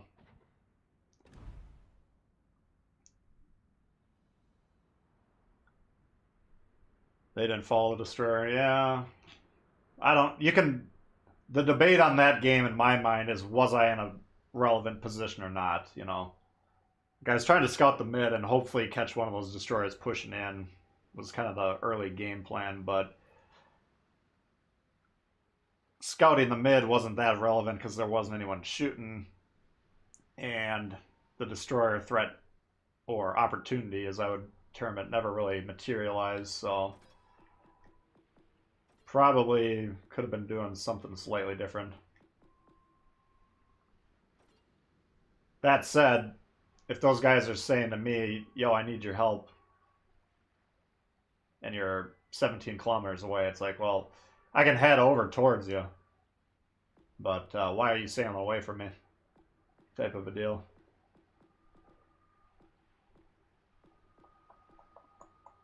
I mean, when you're in those situations where you're either getting piled on or you're trying to kite them, you know, if you can pull them towards your teammates, a lot of times that's what you want to do. Sometimes you want to kite them off into Timbuktu, just take them out of the relevancy.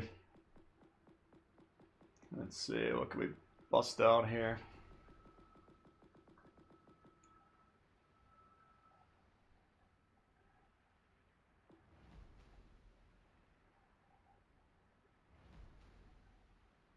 Otago.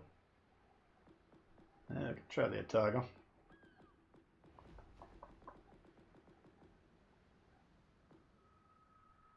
Let's see, do we want a Makawa? Let's try Makawa. Hasn't gotten a lot of work lately. Hey, Jeff. Yeah, we're doing pretty good.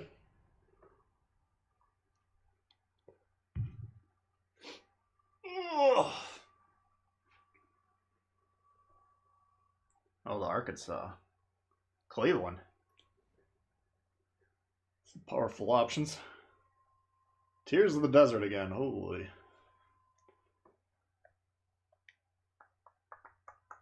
What did I load into?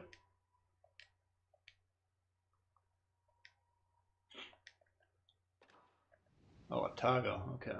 Well, this isn't the best map for Otago. Let's see.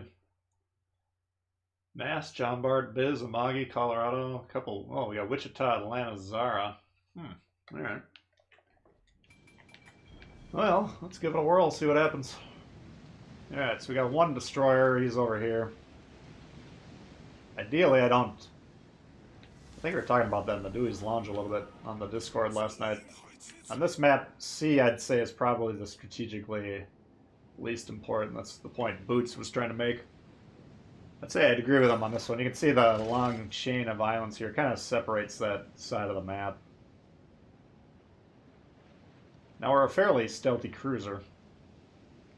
And odds are 66% chance that the destroyer's not here.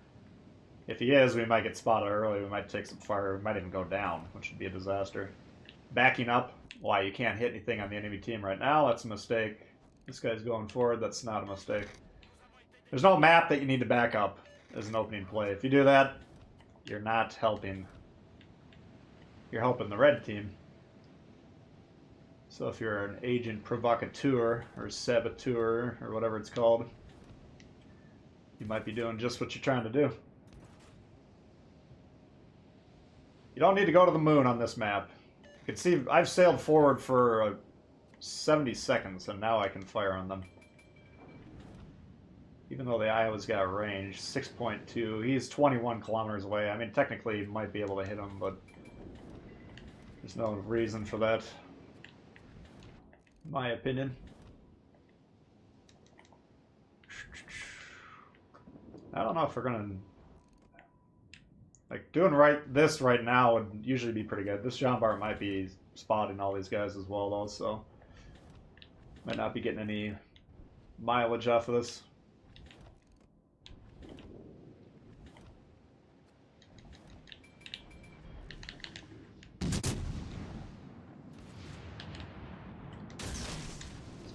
Down here, torp these gaps just in case.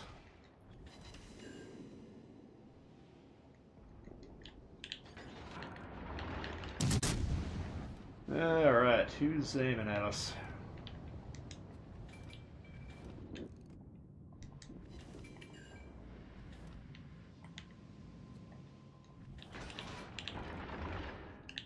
Okay. Launch the plane for our team just in case we die. Woo!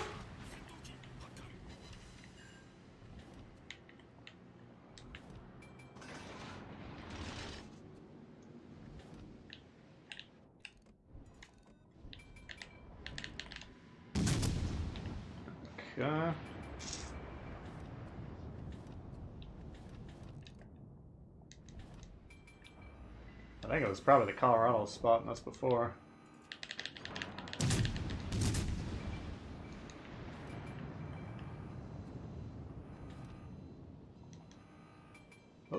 Why is there a Pensacola in this game? Or why was there? Come on! Jesus.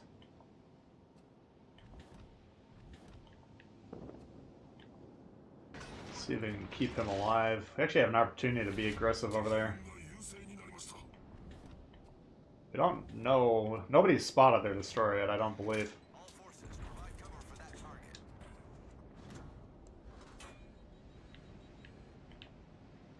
Nah, I'm not going to make that play. The problem is going over here, everyone else on their team is right here. And it's a cap we are probably going to lose in the meantime. It'd just be nice if this guy would come back over here. Because he's really trying to deal with the Zara. It's not going to be doing much. So I'd go ahead and concede that. We could maybe get on B. That might be a helpful play.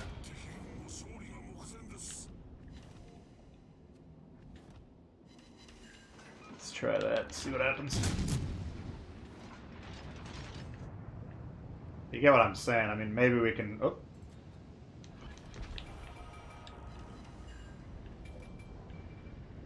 We want to try and affect the game as much as we can. Now we're getting our shit kicked in again for no reason. Let's see. Can we turn this around or not? The problem is he's going to have crossfire on me. I want to set up right in this spot here. Crossfire these guys as they push forward. But John Bart's in a pretty good position to counter that.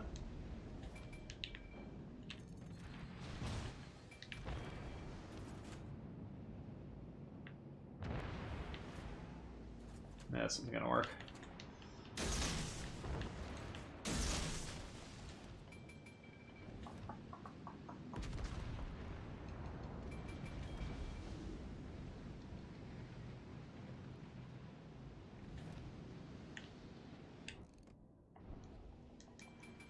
Can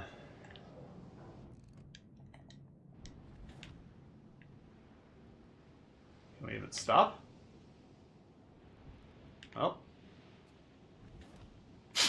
Alright. Guess that decision was made for us.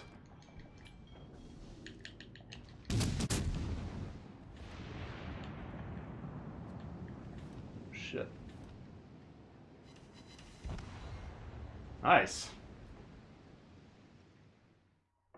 Quality game.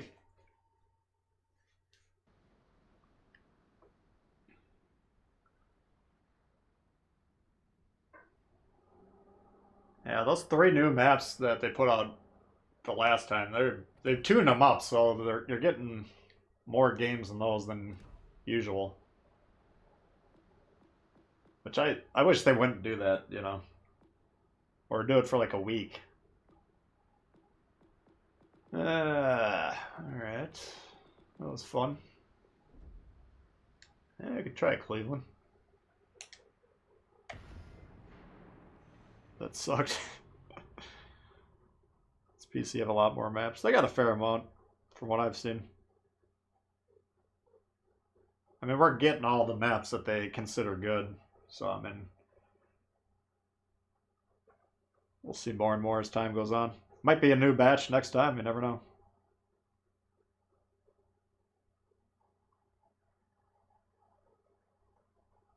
That's why you shoot the B in the Otago.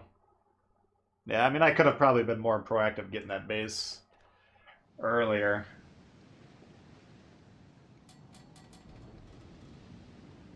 I don't know. It's tough when 2/3 of your team is dead 5 minutes in. Otago, usually if you're going to have a good game in that, it takes the full game.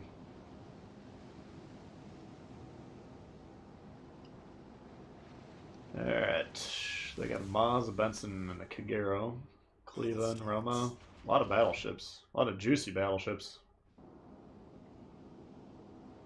See if we can kill the destroyer and then burn some guys down.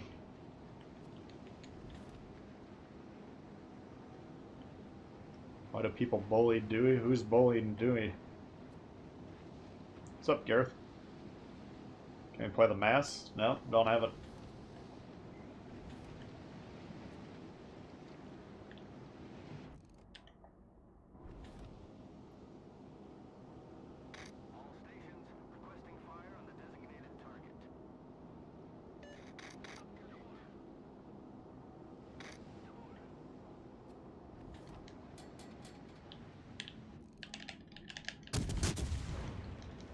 Shit.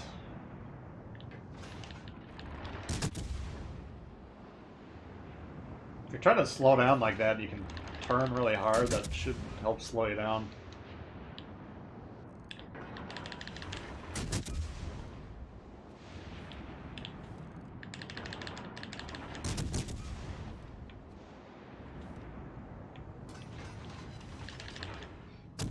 And for our purposes, we always want to remember the middle of the ship is what we're spotting from, or being spotted from.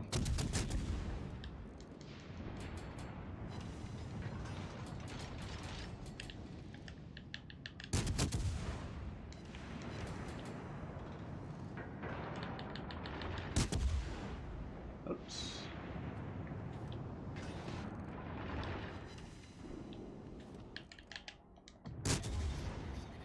Yeah, we can radar him. I'm just seeing if he goes down on his own. No real point in saving the radars though for... This is why you have the radars, to kill the destroyer right here, so there's no point in really saving it.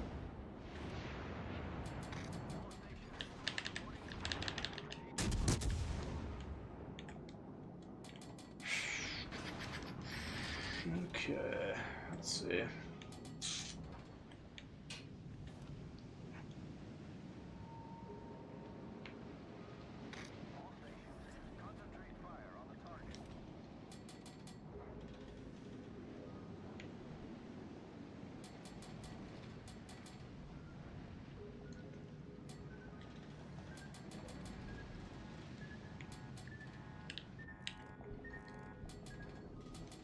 So I have a lot of room to fire over here, but they're not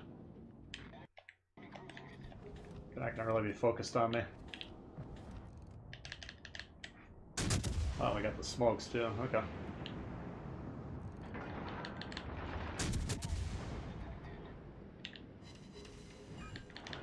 Let the good times roll.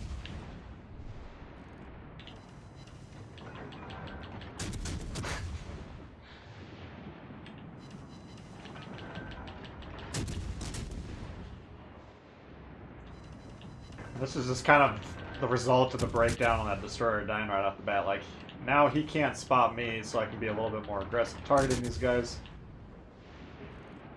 That's gonna make for a uncomfortable time for them.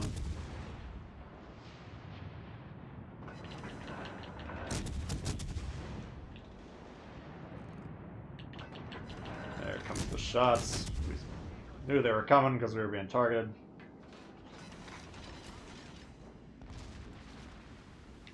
Easy. Oh. Now these guys should be pretty fucking scared of that, because like we saw, he's got the radar.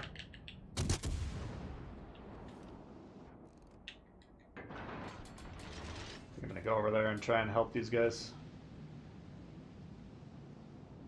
You can see they got a major overload on their east, so we gotta kind of be aggressive over here. I don't know why they're pushing into a Cleveland.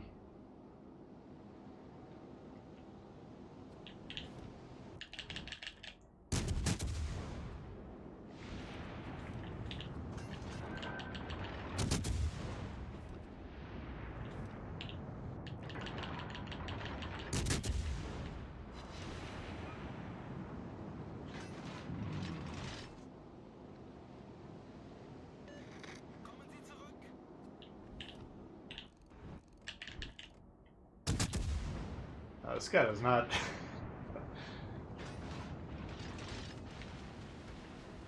He wants me dead, let's just put it that way.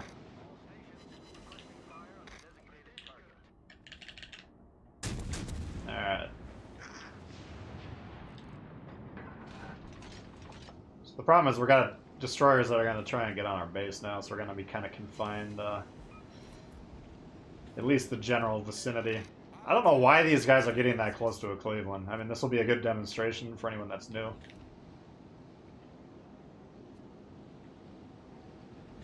I mean, if just Iowa gets there and can help them, that's a different story, but...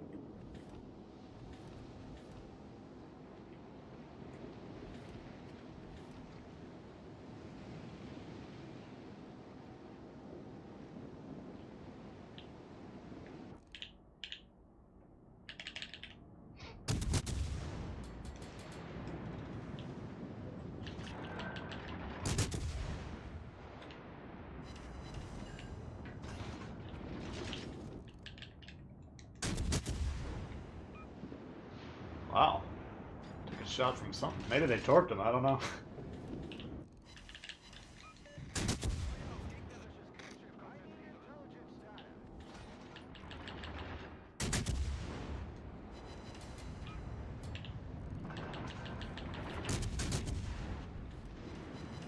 Basically, if I'm that Cleveland, I can get 2 destroyers to push into me by themselves. It's like the best case scenario. So the problem with that destroyer going way up north there is we don't know if their destroyer's pursuing them or if he's coming over to the base. We better see if we can help this guy.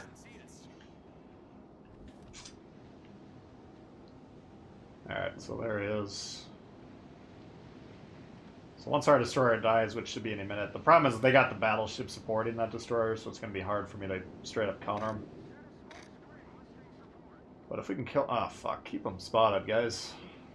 If we can kill this Cleveland, then we can get on their base, and then they kind of have to...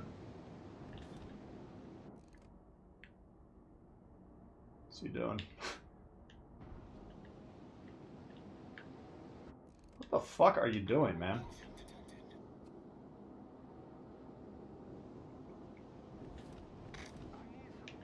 There he is. This is getting to be a little sticky.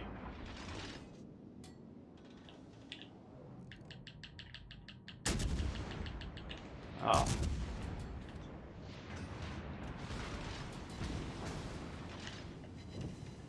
Wow. All right.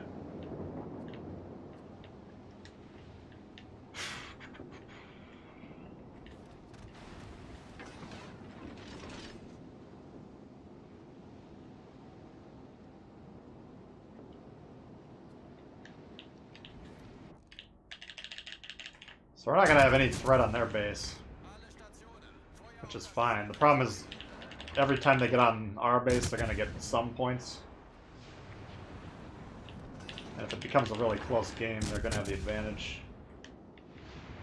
Alright, let's get rid of this fucking thing.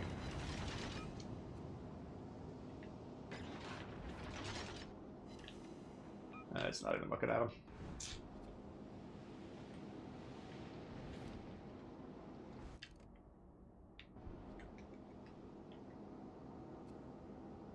Basically, we gotta resolve this flank, because the longer he's here, the more our attention has to be divided.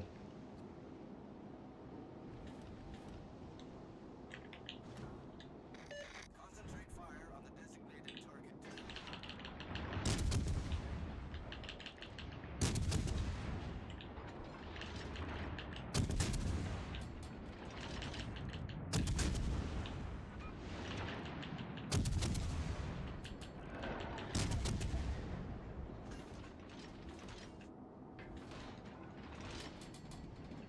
Alright.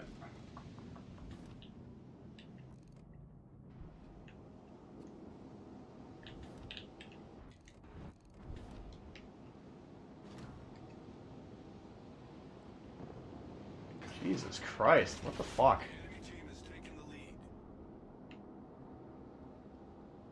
So now they really don't have to do anything. They've already won. They just have to not die one at a time. So we'll try and trick them into doing that. I think we can reasonably kill some... I think those battleships are pretty low. I didn't see the Iowa, but this thing should be really low. I know he's healed a lot. Let's see if we can one-shot this cruiser. I don't want to radar him because they'll know we're looking for him. Shit.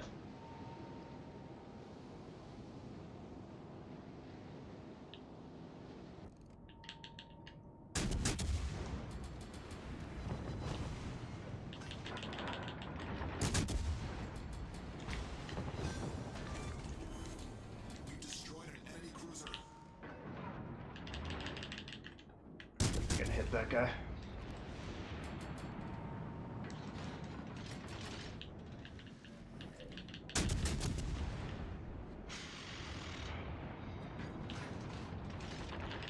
A lot of games where we're just not able to win today.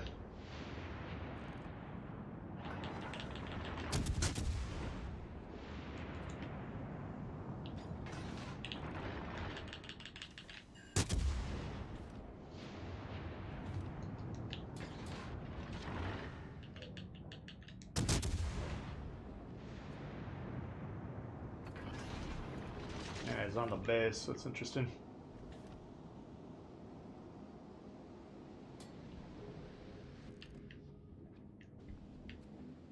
Well.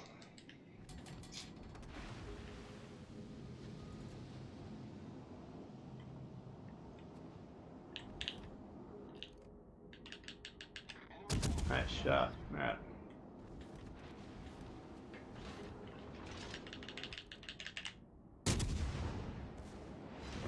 Your best bet there is just to hope that you knock the torpedo tube out.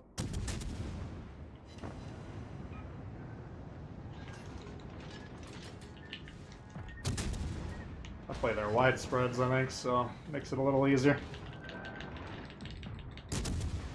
Now that he's out of torps, he's kind of fucked.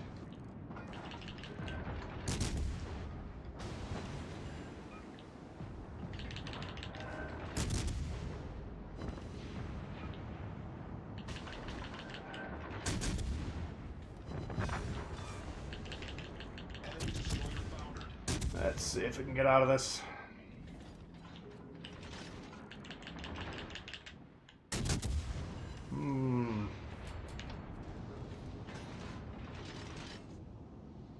Let's see. I gotta get behind something, you know. He wants specific help, I mean.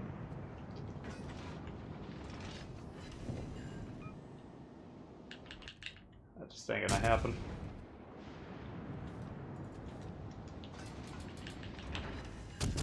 Jesus.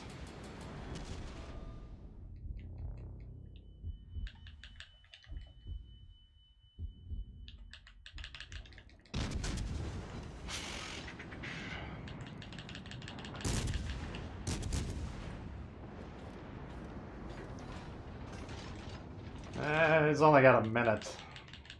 But he'd have to be like right down here ready to torp the Iowa. I think we can kill the Odin maybe if we can get him on fire. It's gonna come down to the Kagero torping this Iowa though, and I don't think he's gonna be in a position to do it. Assuming he even survives. Fuck! Our team depends upon you. Well. I need the Io to miss a bunch of shots, that's the only way. Doesn't seem like he's too inclined to do that.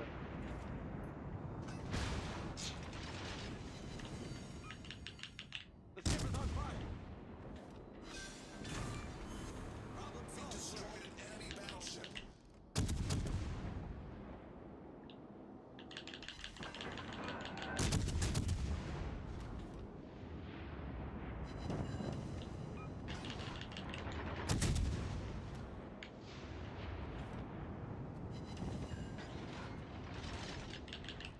Come on. 16 seconds. Fuck, I need like 2 more minutes. Ah! Yeah.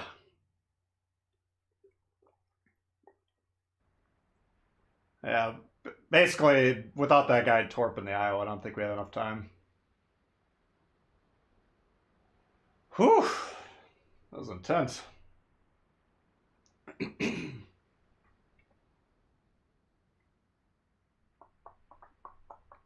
Man, a lot going on that game. That's kind of fun.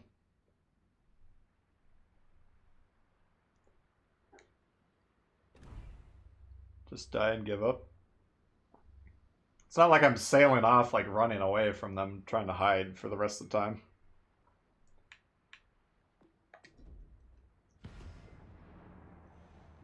I mean, technically, if I had a couple more minutes, we could have won that game. It's just, we needed more distance. I was not going to... That guy could aim. So assuming you're going against someone that can aim at that distance, he's going to kill you. Nothing you can do. You can't angle your armor or anything.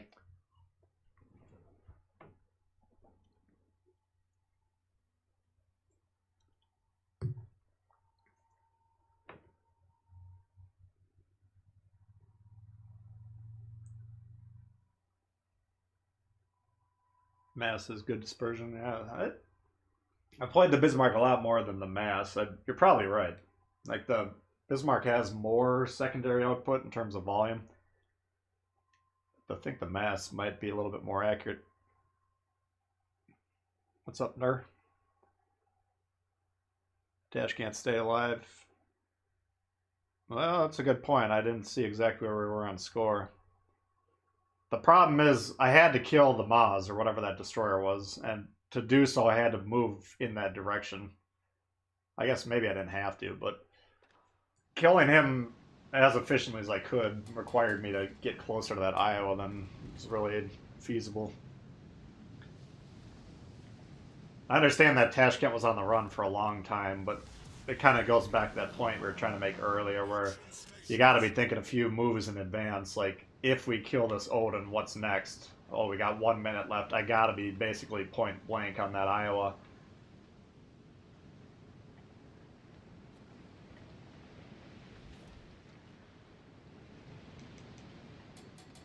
But yeah, the Cleveland just physically can't kill the 2/3 health Iowa in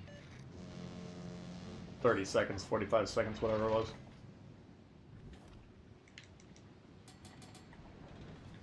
Alright, so we got a gearing.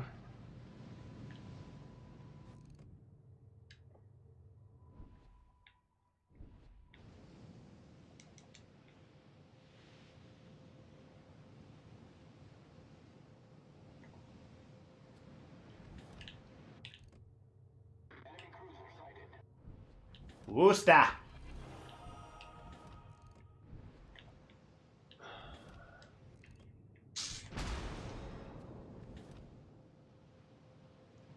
Alright. Overall, this is pretty good. I'd take maybe a grid closer just to maybe get the destroyer spotted, but in general, that's what you want to be doing as a destroyer on this map, is spot the wings.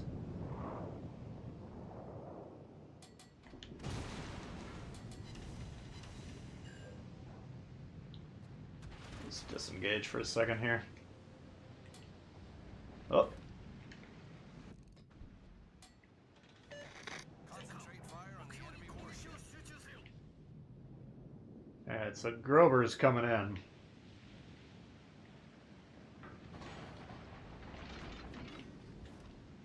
What is that? Shima, I think? I think Shima's 5x2, I want to say. Concentrate fire on the enemy warship.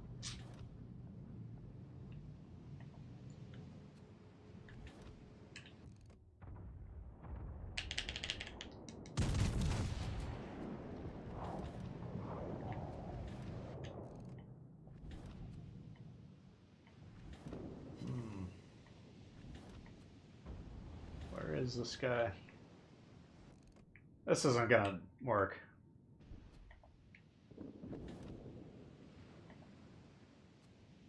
The fact that, I mean, alright.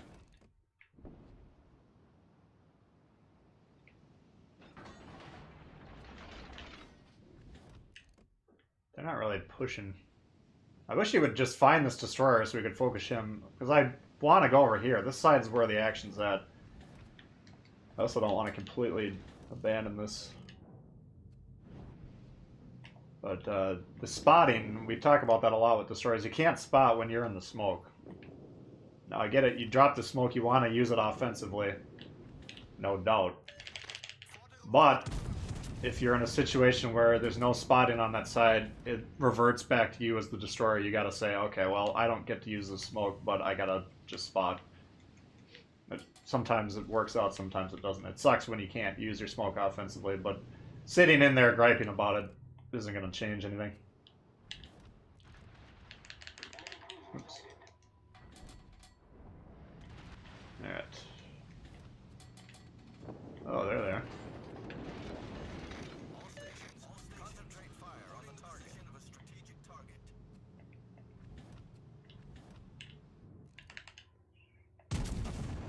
I don't think I got enough room on that one. Oh, I hit him once.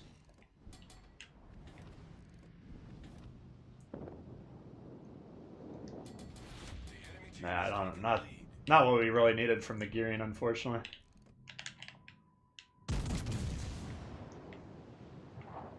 All right.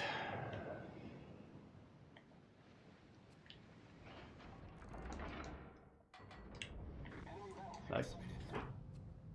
That Woost has been doing a pretty good job dodging.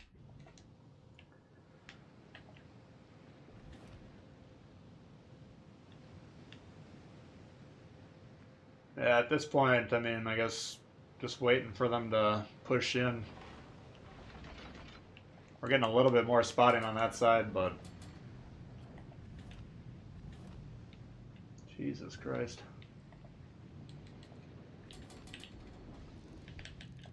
Usually this map is just... whoever wins is whoever gets the better spotting. If you got chucklehead destroyers that go up the gut just to die, I mean, that's the worst case scenario.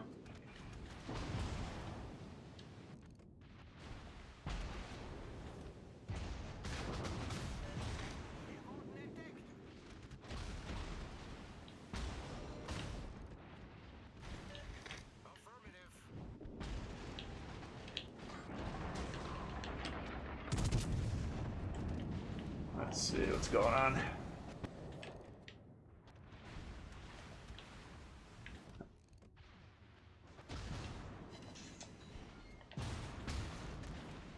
He was calling getting spotted earlier. I think he probably has a destroyer pretty close. Oops.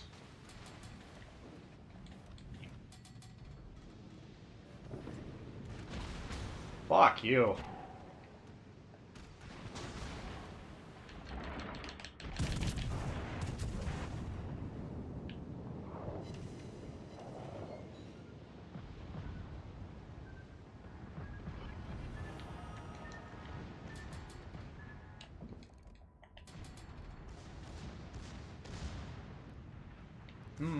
I don't think this is gonna last too much longer. Meanwhile, on Monkey Island.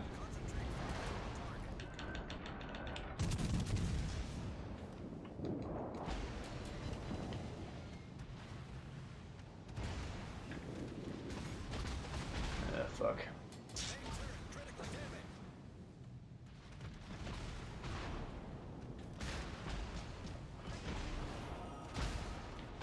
I'm not seeing these shots coming from him. I don't know about you guys. If you're not seeing shots, it probably means he's not in position to shoot.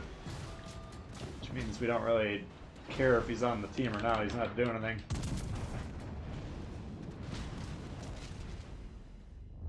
Oh, God. Oh, fucking hell. It started off pretty well, and then these last 4 or 5 games have kind of gotten to shit.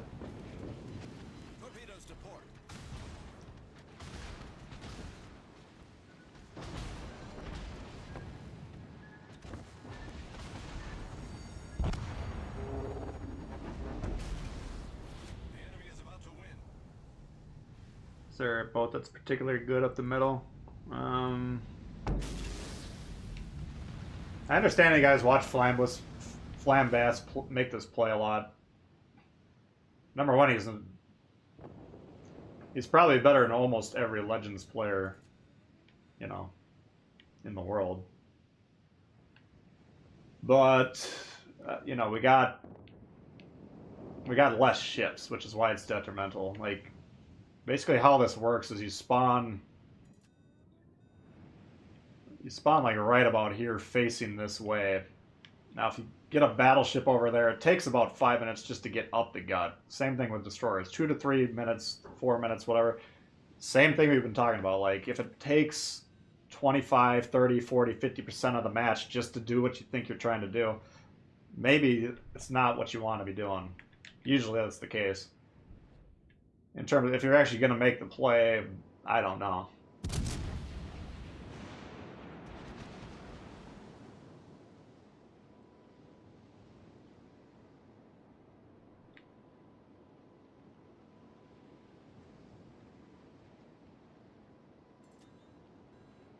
I mean, usually what happens when you see people making the play is they come out of the gut and then they just get cross-fired from the 2 flanks that are kind of playing the wings here. You normally have a collection playing right here, and you normally have a collection playing right here. And the second this guy gets spotted, then assuming anyone on those flanks is looking at him, they just focus him and blow him up very quickly. Or it's a destroyer gets on the base, and assuming they're paying attention, they come back, counter it, and the destroyer has nobody there to help them. Now, if you're going to try the play and play it successfully, basically sit here and then engage targets as they become available and just move forward very slowly. You know. But usually on our version of the game, people aren't going to be sitting back here to engage. And so to get relevant, you're going to have to poke out here, and then we've wound up with the crossfire that we're just talking about. I don't know, the 2 or 3 times I've seen him play that play, he's usually in a division with like super unicum type players that can handle their own. So, I mean, if you're dramatically better than almost everyone else in the game, then I think you can make the play somewhat successfully. But again, we have less time in our game, and if it takes 3, 4, 5 minutes to set up, well, even if it works, you've probably already lost the game by that point in time. Because if you take 3 ships off one wing, for instance, and move them all to gut, these guys will notice they got an overload, they'll smash this side, and then they'll be on your base by the time you can make the play into their base. So it's a goof-off play, it's kind of a showboat play. You can make it work. I mean, I've played it. I don't know if I have videos of it or not, but in terms of this is the strategy I want to play, and when the match starts, you're going to lose more games than not on our version of the game trying to make the play, in my opinion. Atlanta, I mean, yeah, something like that, like something that can defend itself. I don't know. It just depends on what counters you. If you got the battleship coming up to counter you, then they're going to blow you up very quickly.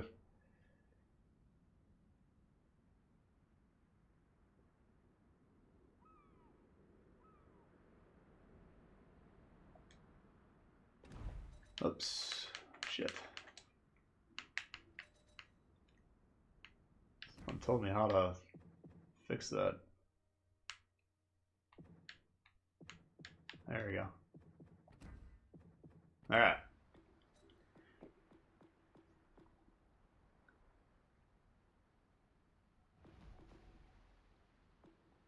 Fiance's birthday? Oh. You out of here, meow? Alright, take her easy. So I don't know. I've seen battleships try and go up the gut, and then they tried to turn around middle of the match. It was a Grover. It was one of the funniest.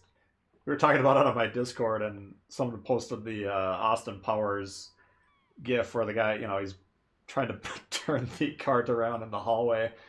It's like puts it in drive, hits the wall, puts it in reverse, hits the wall. Like he's basically 1 centimeter of clearance on either side. Pretty damn accurate what I saw the Grover trying to do. It's just like, what's your game plan, you know? I just wouldn't recommend making the play ever, personally, but some people can... Some people would disagree. Can Amalfi stop 15-inch guns? Let's take a look.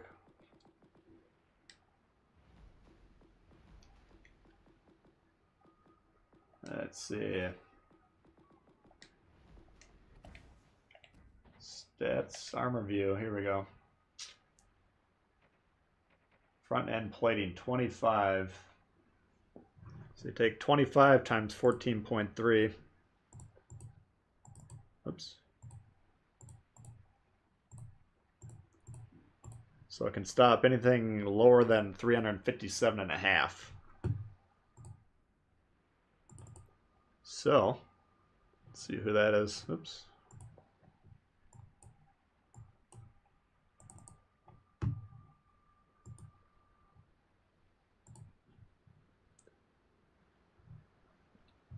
So not the Americans, not the Japanese, not the British. We can bounce the Odin.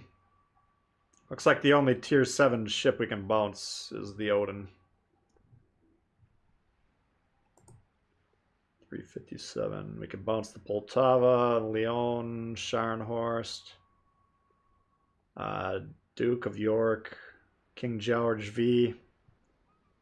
So yeah, the majority of the battleships you're going to be encountering, the answer is no. Yeah, we could try the Amalfi.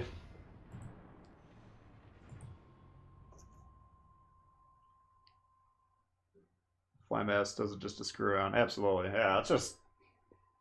It's kind of become one of his signatures.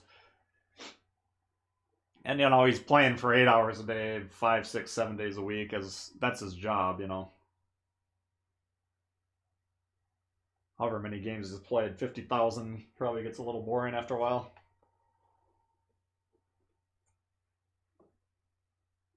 Scroll over the armor values, it'll tell you what the armor can bounce. Really? Where did it... Odin fears no Amalfi.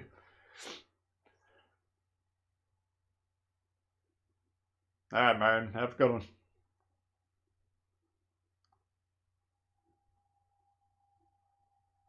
Good luck and fair seas.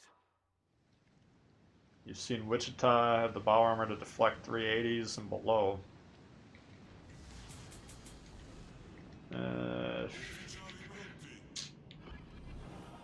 Basically, if you take the caliber times 14.3, they're saying that says it on the screen. Now, maybe either I forgot that it does or I've never noticed it. Fuck. This is a lot of Germans today. I guess everyone's trying to get their secondaries in. This is not the Amalfi's map. Like, the most success I usually have with Amalfi is getting into advanced positions. Like, we can maybe theoretically get up here. You're very fast. You can see we're going 40 knots. And good concealment. But with that ship pushing in, I don't think we're going to want to do that. Tirpitz, Belfast, ships. I think we've already screwed this game up.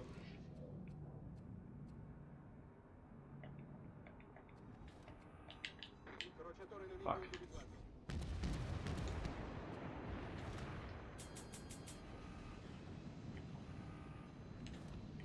He's probably gonna drop the smoke.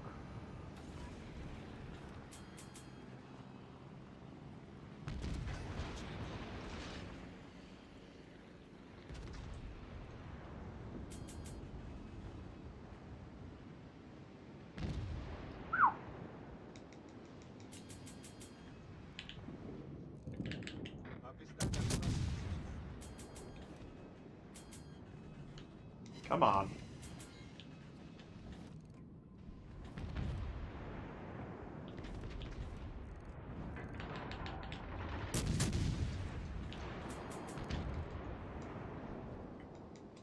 Huh?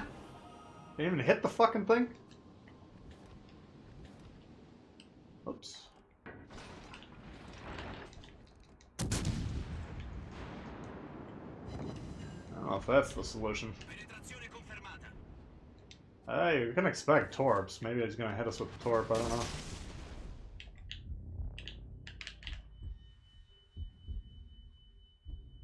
Basically what happened there is he had a smoke spotted, he pulled forward and cut the line of sight there, then we dropped, and then by shooting again, by backing up, now we're spotted once again. How many fucking times we gotta hit this thing? There you go.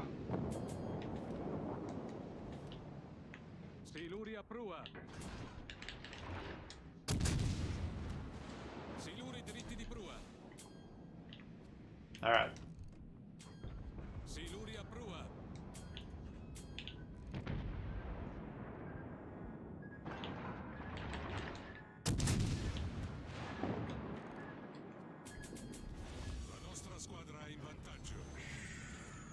we're doing pretty good ship count wise. Looks like they got their home cap.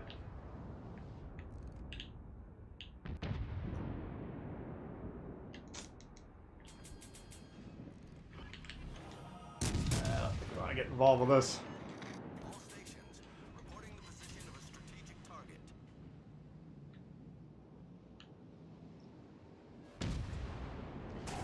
That's interesting.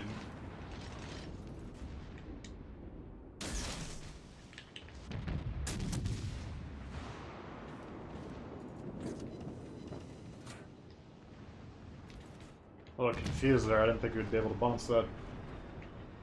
You still would like to angle, just because if you're pointing at them, any horizontal dispersion will likely miss you. All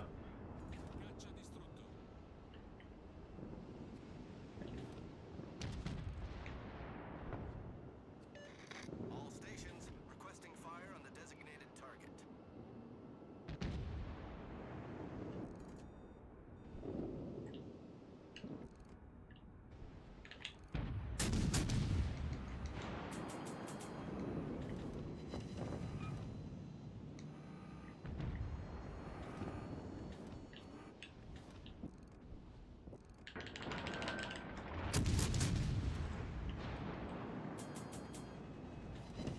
I want to do this as quick as possible because we got, you know, they got an overload up north.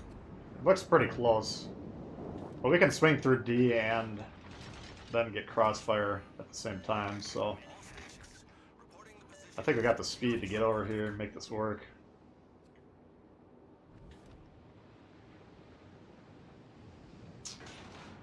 I mean, they got, let's see, they got 5. Looks like we probably got about 5 too, so.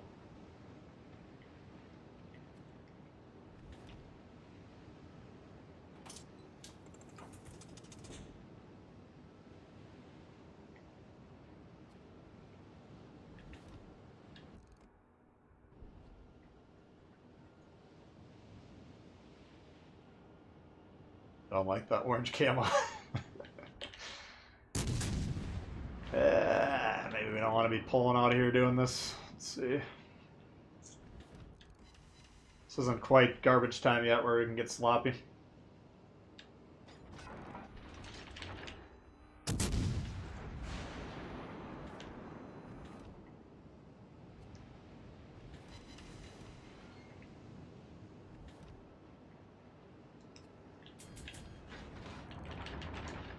Ah, fuck.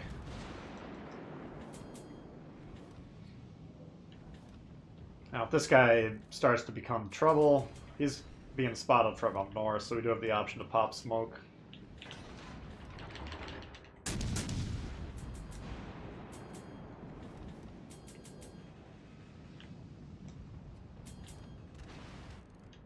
What?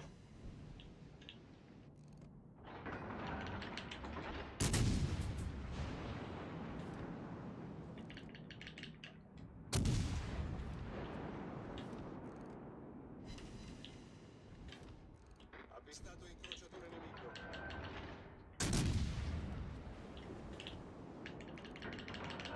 There.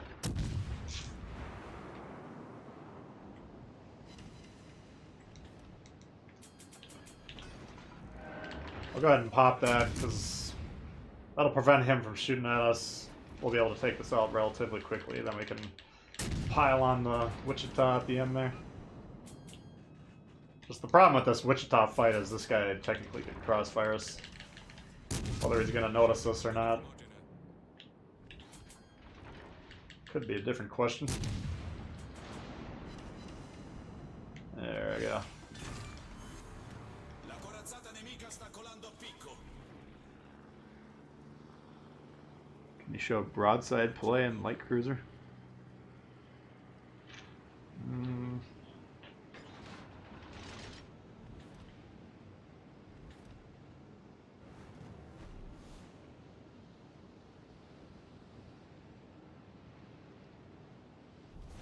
La nostra vittoria è vicina.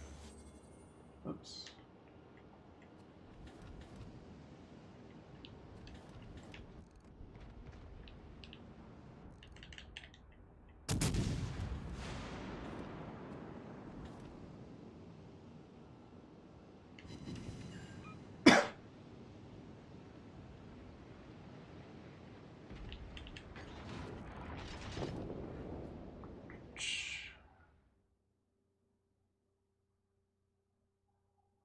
What would I think if they added Puerto Rico? I'm sure they will at some point. You can just safely assume like pretty much everything at tier 9 or 10 would be fair game. Yeah, not too bad. Pretty well evenly distributed once again. Oh, we've had a few kind of crummy games in the middle there, but the teams haven't been too bad as a whole.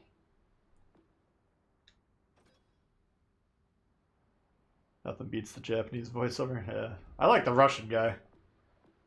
Just partially just because I like the words he's saying.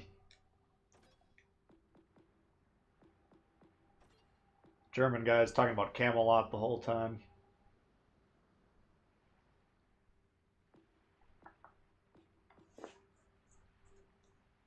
Let's see. Do I recommend Membelli? That's probably my final recommendation. I was really trying to make Luigi work. I feel like he did a pretty good job up through the Zara. The Zara's got pretty good at AP, but the Amalfi's AP just isn't as strong as I wanted it to be. And in that case, the maneuverability. The main strength of this ship is getting into positions quickly. You got very fast. You're faster than most destroyers. Like, odds are you're probably the fastest ship in the game if you're in the Amalfi. So you can get into these awkward spots that can be tough to dig you out, combined with your concealment, you know. Now, on that map there, we didn't really... I mean, I could have tried to maybe get to that big island that's in the cap, but the problem is they're going to rush in there relatively unobstructed anyways, and then we got close range combat with ships that are probably going to beat us, so... That's not the best map for that. How about the old, someone's talking, I think Stella was talking Arkansas earlier. Why don't we try let's try the Wyoming, let's try the West Virginia.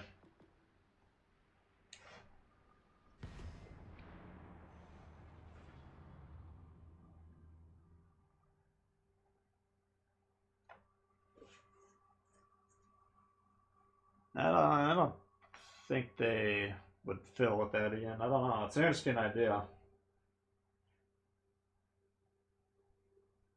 Basically, how the aim assist works is usually when you zoom in, the game will put your aim roughly where you want it to be. That's you can get information by zooming in, is how I like to think of it. I can try and talk about it here with whatever we shoot at first. But yeah, for me, the locking on, when you're locked on, normally when you're locked onto a target, you got to circle around their icon. Then when you zoom in, it should track them fairly well. Now, what we've noticed, seems like to me for the last couple of months, that sometimes it's not doing that properly. We got Byron, we got Ismail, Fiji, York Shores. Oh boy.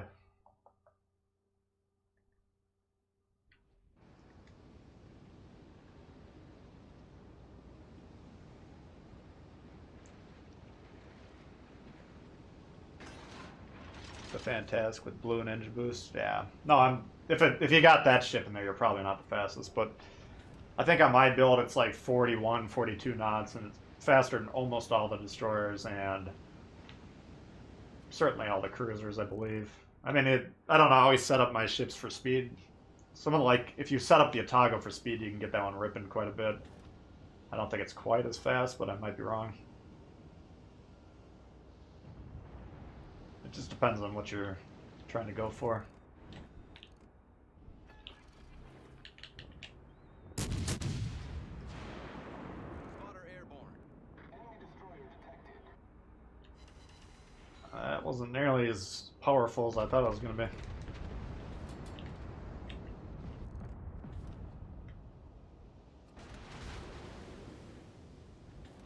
So what this Akatsuki right here has to realize is he's got this big island behind him right here.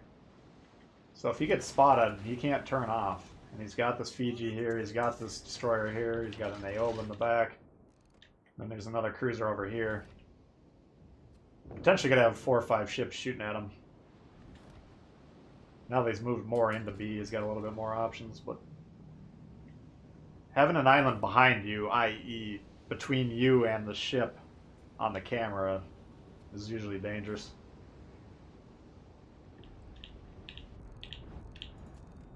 Yeah, we're zooming in there, it's roughly saying that. I'd normally move it forward a couple seconds worth. I'm still comparing the time to target calculations. But you can get a good idea of, alright, how fast is this guy going? Is he speeding up, slowing down?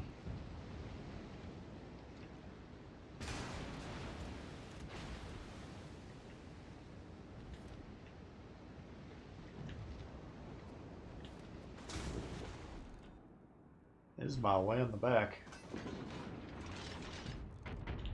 So I mean here, time to target's 12, so... Oops, you gonna hit the island?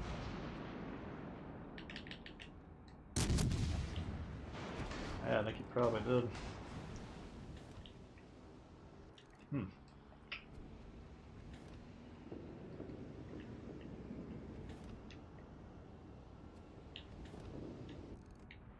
Like, when we got a busted engine destroyer, for instance, if we keep zooming in, you can see it continuously puts us a little bit closer every time. And that's just reflecting the fact that he's slowing down.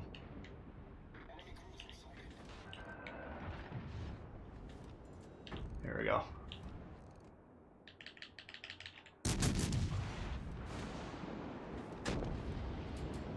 Alright.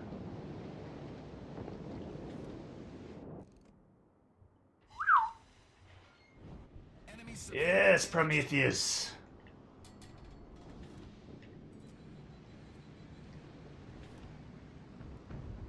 Nothing like getting spotted and having 5 people target you, yeah. that's why the camping in the back games are frustrating, because if you want to move forward at all, you're going to get spotted first, and then you're going to be the only target available on their screen. Nice work.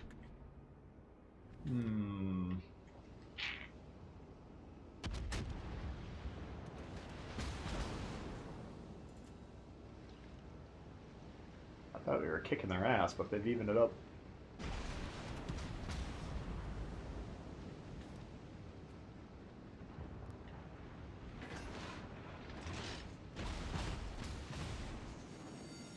Normally right here you could damage con, but we got the Venom here, who's probably... There's a good chance we got Torps in that range, or in that lane, so we don't necessarily want to be on a damage con cooldown.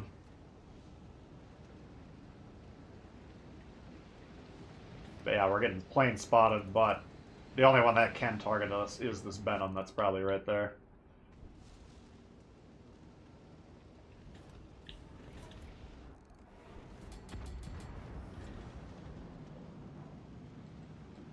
Alright, Chief. So here we got a 8-second to target, so we'd normally want to go 16 clicks if he's going full speed, but we're zooming in, it's telling us about 8, so he's going about half speed. So that's the kind of information we can get out of that. The ship is on fire.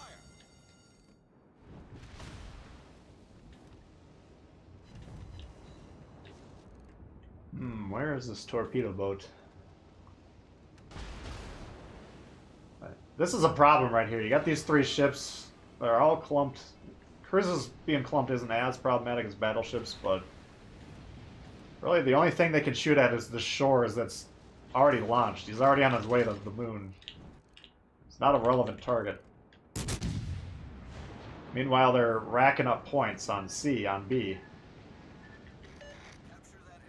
And we're just gradually losing the game here. That's why you got to be checking the map, you know, typically as often as he can, but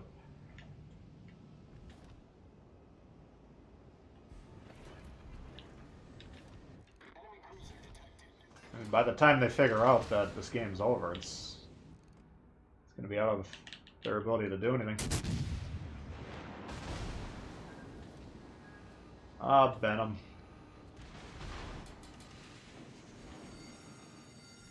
The ship is on fire. I mean, killing these ships is fine. We want to do that, but it's not going to matter when they've got hundreds and hundreds of points from this cap.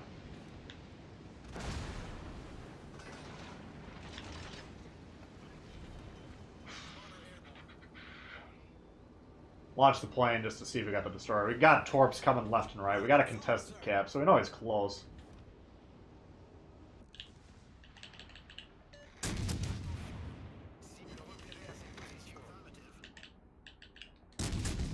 Fuck. Now I got a problem because these guys can't hit him or they won't shoot him.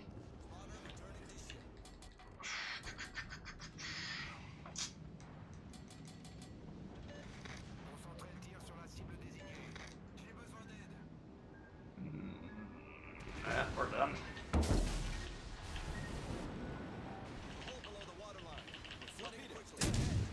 Fucker. I mean, they technically could come back and win that if they move forward, but sitting back here, you gotta get these caps and you gotta move forward here. So you got 3 guys that basically had no effect on the game for the majority of it that we were keeping an eye on at least, which it's just reading the map, reading the game flow. What do we need to do? Do we need to defend areas that... There's no caps over here, you can see on the map, but even if you don't look at the map, you can just see on the screen, no caps. So controlling this area in domination mode, not as strategically as important as controlling B and controlling C, which are generating probably about 45 points per minute. And they got 3 caps, we got 1 that's, you know, just shy of 100 points a minute. You're not going to come back from that. Okay, there we go.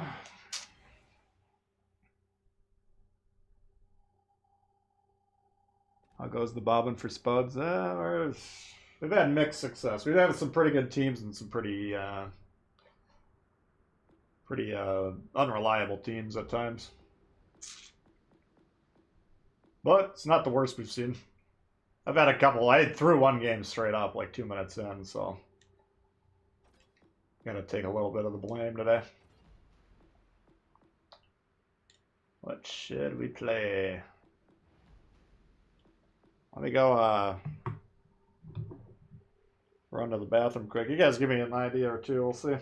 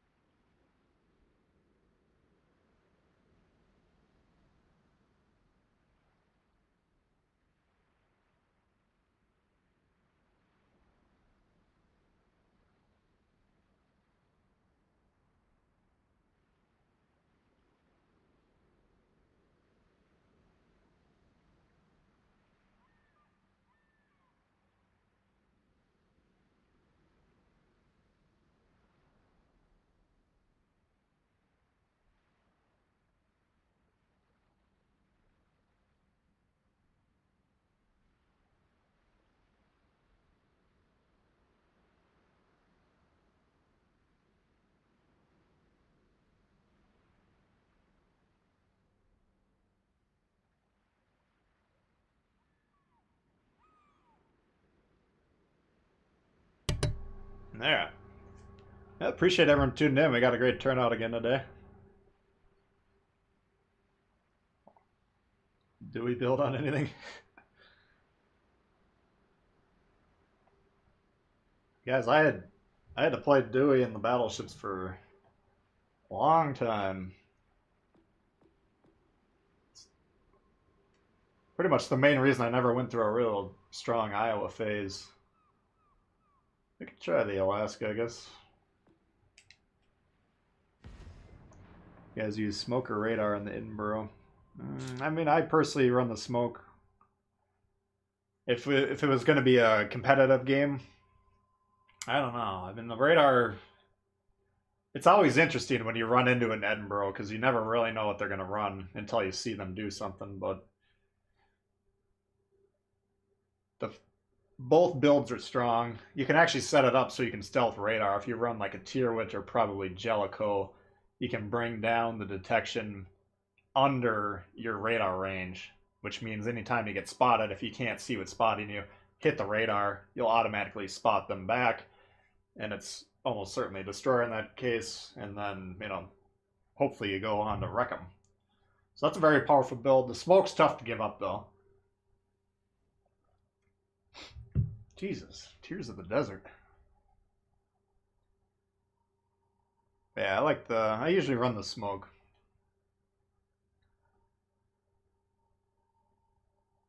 Why does Richelieu back up slower with engine boost? So, I asked them about that, and basically they said, if Basically what he's saying is if you don't have an engine boost, you back up, you'll go, let's say, 10 kilometers or 10 knots. If you got the engine boost, you might top off at 8. And I asked them what's the deal with that, and they said, well, it's a bug, or it wasn't intended, but they kind of like the results, so they're just going to leave it. Which I don't know if I don't know if I've ever... What the fuck is this? Got a Biscuit, Akatsuki, and Akizuki.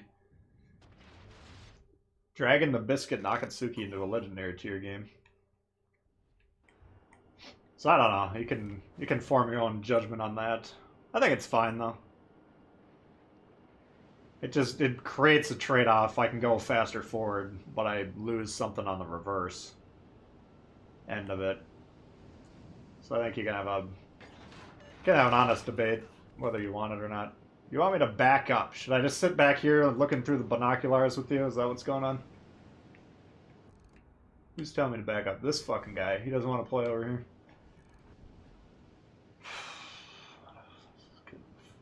Fucking legendary tier.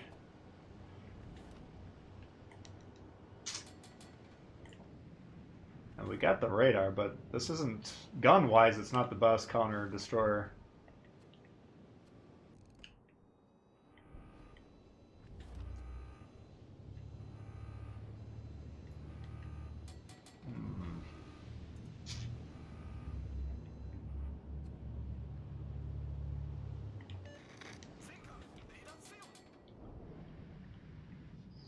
Right about there.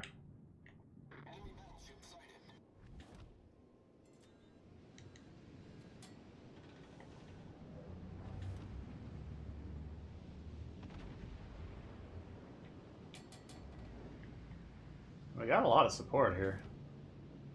Or they're coming down here at least.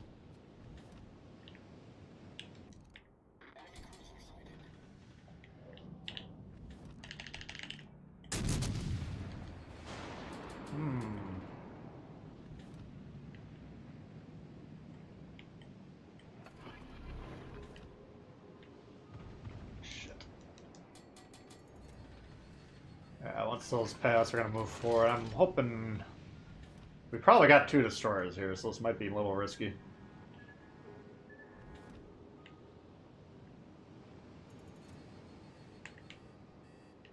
We got a gearing though, so if you can spot this guy... Oh, Shimakaze.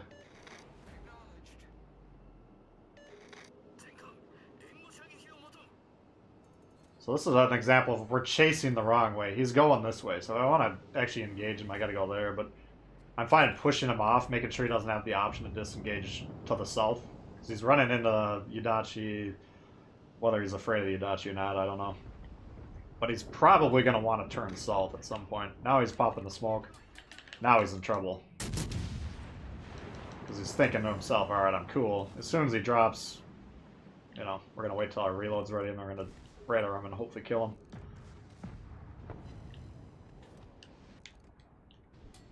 Oops. There's the Grover.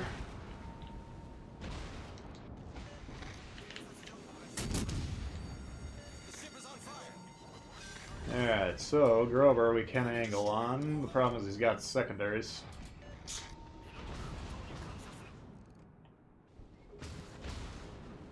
I don't think we want to submit ourselves to those. I don't know if we have an option here.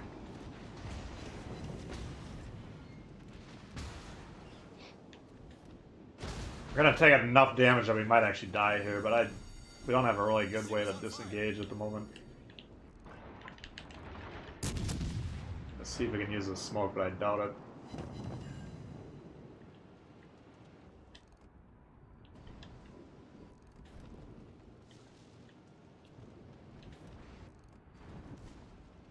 Gearing's got the HP to pull it off. You don't have to torpid point blank range though, guys. You better fucking launch him before you go down there, Chief. Not a good trade. I mean, it saved us. We'll give him that, but... Gearing or Grover? We're taking the gearing.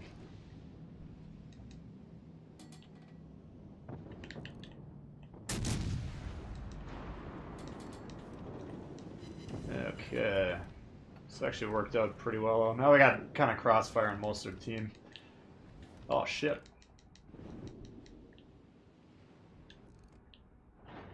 I did not think he would be looking at me. Whew. Our team has taken the lead. Alright. Problem solved, sir. Our victory is in sight.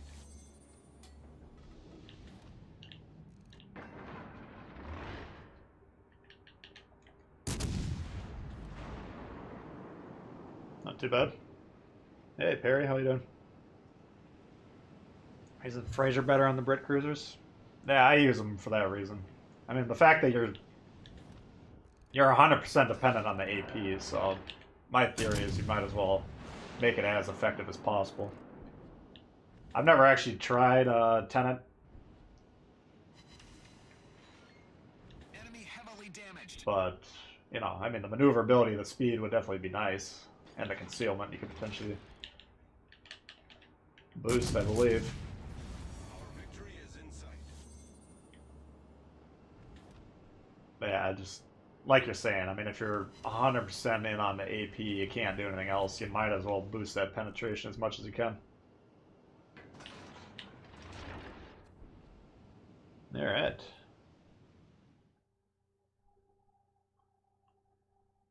Feel like Tenet's needed at tier 7.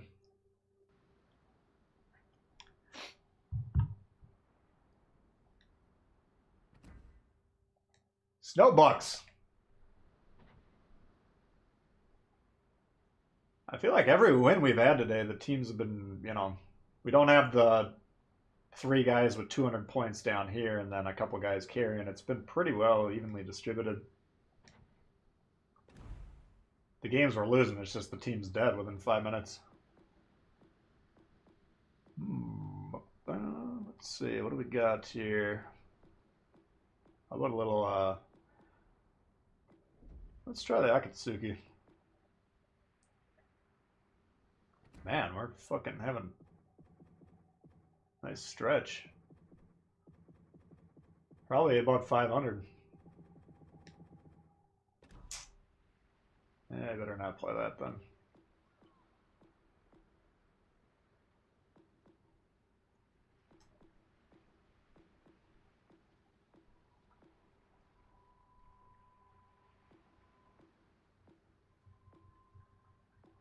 What should we play? Exeter?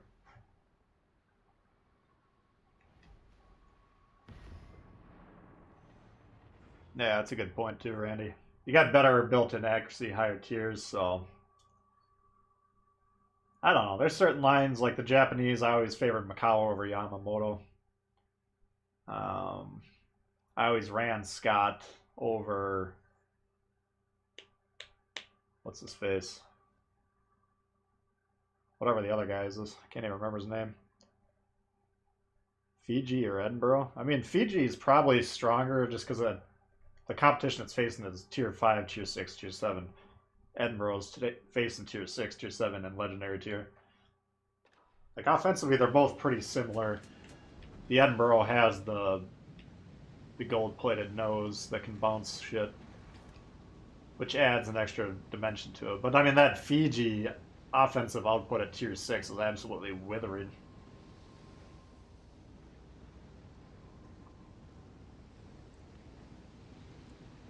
How about some classic Japanese cruiser play? Yeah, I could probably do that. Show 'em what we've got, chaps. What do we got here? We got Marblehead, Molotov. Those are strong ships. Trento, Nuremberg, Leander.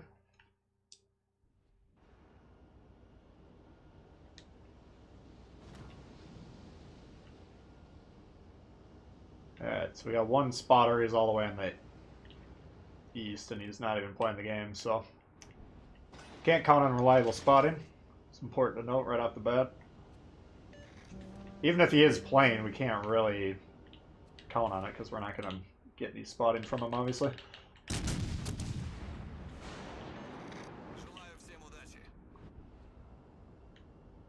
I didn't think he'd get that off, but he did. Kind of forced us to dodge in there, which I guess I should have just kept going north at that point. I wanted to go down behind this island, but I thought I shot late enough that he wouldn't have to hold his fire. That's alright though.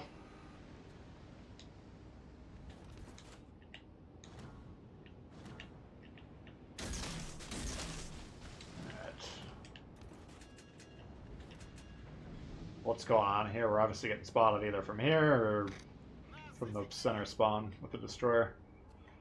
Might as well throw them down here. I'm not counting on probably having a torpedo target in the next less than a minute.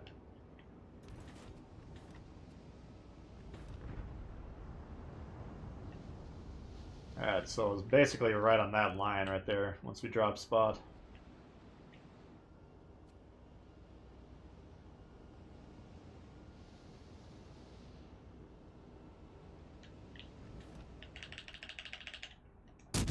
Oops. Oh shit, a lot of firepower over here. Smoke generator active.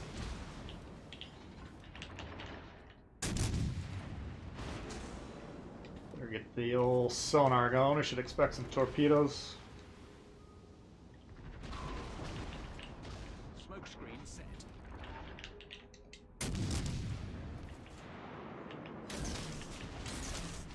Bullseye.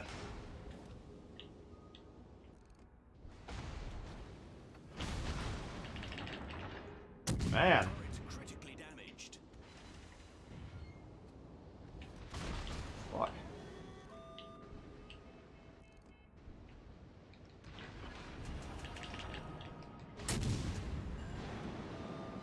Come on, dude. Shoot your fucking gun, will ya?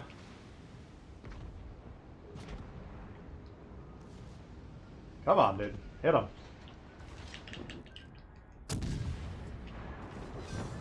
Shit. We sank an enemy cruiser. Oh, this little fuck. Our team has taken the lead. Yeah, he's...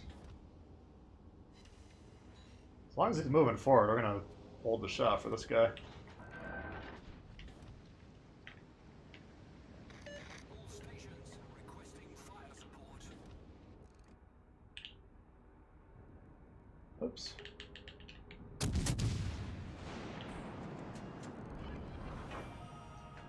Come on, are you serious?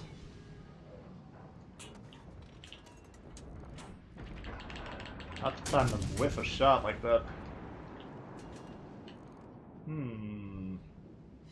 Wow. Basically did not punish him at all. That sucks. Why is this guy not taking shots? Concentrate fire on the designated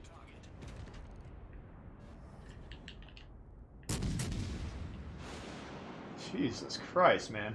How do you get a ass kicking from a fucking Hatsuhara in a Budione? That's not good.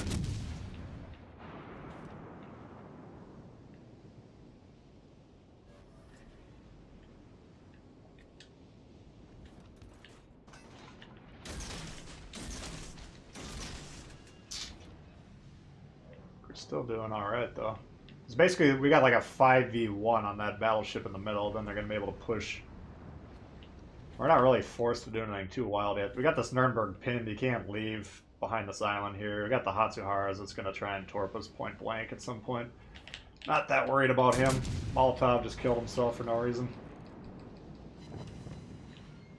Would have been a lot cooler if I actually killed him right there.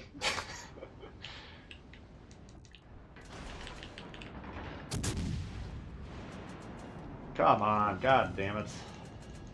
That sucks, I just fucked that up. Critical engine damage. Yeah, that's too bad. Look at that evaporation though, man. That's why you can get an idea of what's going on by glancing up at those ship counts at the top, but until you're zooming in and seeing, okay, that guy's low, that guy's low, that guy's low, everyone on their team is full health, well then you got a different picture. That sucks though. It's unfortunately, if I would have killed that Molotov then we don't take those shots, so we can angle against the Hatsuhara. I think we kill him, and then the Nuremberg is ripe for the pickings, because again, he can't really leave there. A little too sloppy. Timing is everything. I was just trying to go for some style points. Didn't pay off, of course.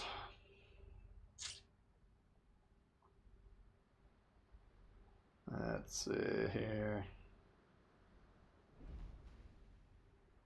On a Japanese cruiser.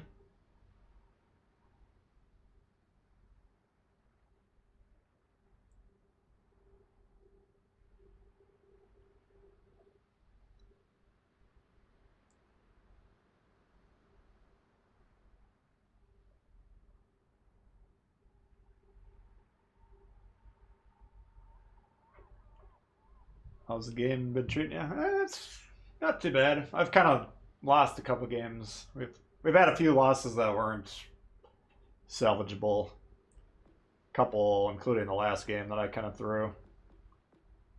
And then, honestly, the wins that we've gotten about, we're doing about 50% win rate, which isn't great, obviously, but honestly, I don't think I've really carried more than maybe one game at the most, if we even did that. I think the best game was like a loss at the end. It was a Cleveland on Land of Fire. It's been alright. How many hours do you think you put in this game? I have no idea.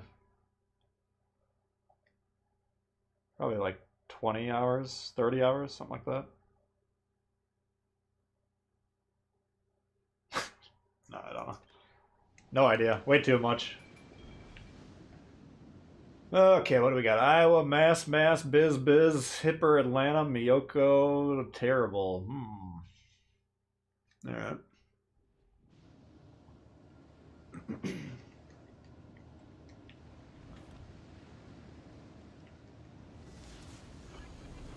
We can work with that.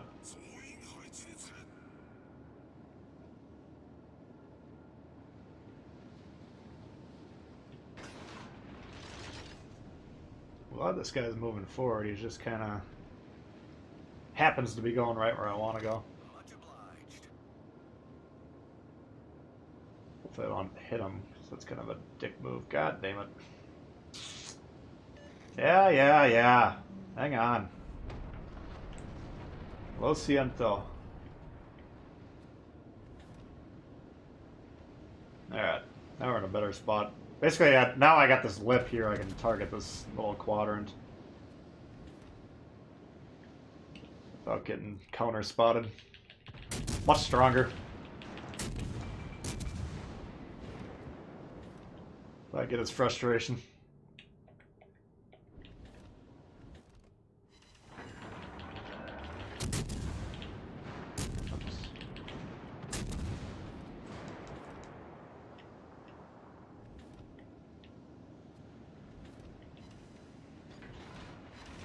Boise, Atlanta with nose. The battleship in that situation is kind of responsible for spotting. He's not going to do it though, so we're going to assume that flank's probably going to be a loss.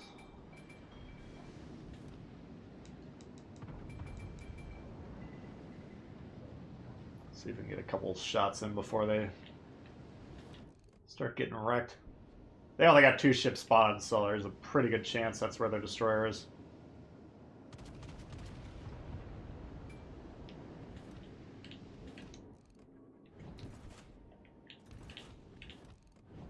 Come on. Yeah, like, this guy left the flank to come here. Like, what is the point of that? You gotta have some sort of reason, in my opinion, to, like... If you're gonna make a play, have a reason to do it. Not just, I'm afraid of playing that spawn. Fear is not the correct answer. Oh. Shit. It's too bad we didn't get a shot on him.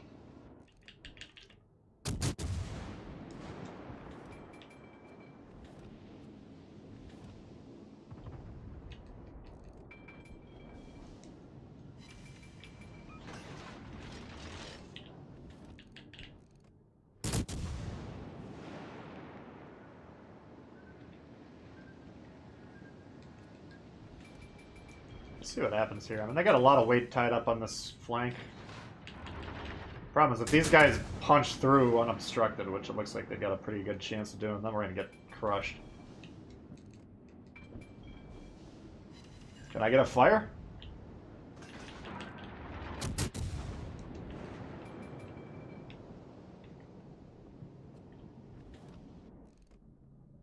What the fuck is going on here?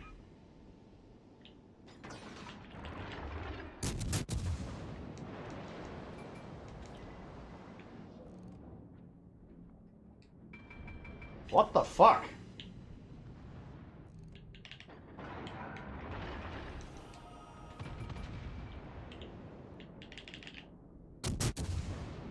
That was very strange. 30 hits. I think our fire chance is like 25% or something like that. Should have a few fires by now.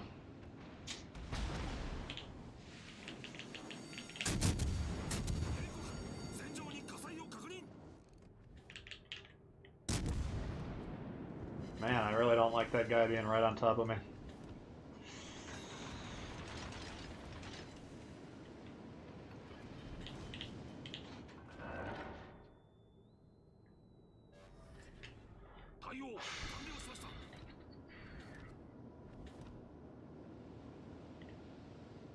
Basically, here's what I'm talking about, because now all he needs to do is move forward 1 more kilometer, and then we're going to be like permanently spotted by him. And we've been pissing off all these guys. You got to understand, when you're pissing off battleships over 5-10 minutes, they're going to want to kill you as soon as they can.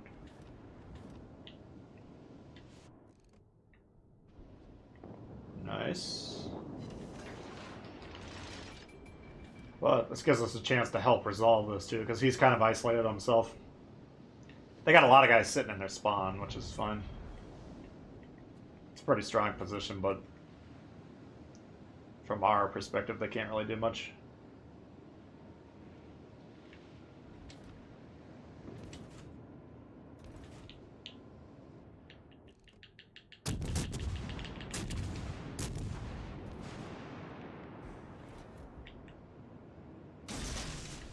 Alright, beautiful.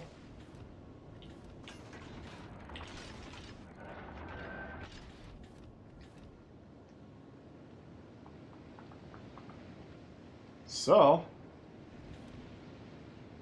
we don't currently know where the destroyer is. He's probably not over here, which means the mass is stacked up against the hipper. Hipper, you can always, you gotta be a little careful of, so maybe I'll go try and finish that up as quick as possible. But I don't think we can hit that, but you never know.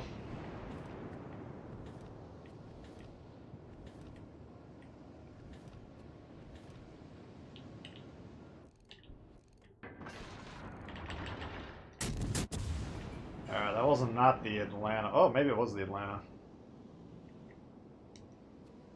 I was going to say it's probably the destroyer, but might have actually been the Atlanta, I don't know. That's the problem. If you let him torp your ass, then all of a sudden he's even to fight. Shit.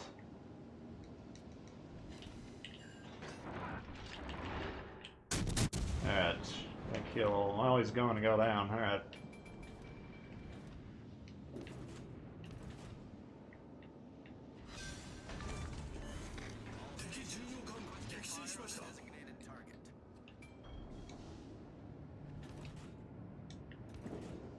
Alright. I think we're alright.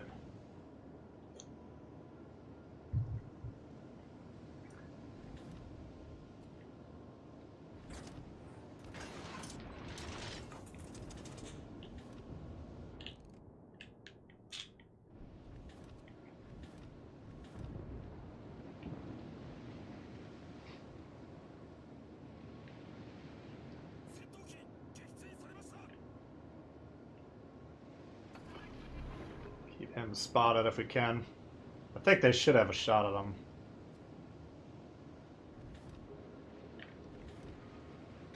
Fuck. I just want to come over here just in case the destroyer's over here, but this might be a massive mistake. Just shoot this fucking thing. You can kill him.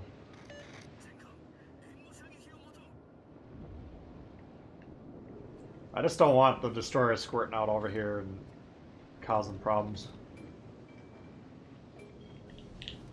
Oops.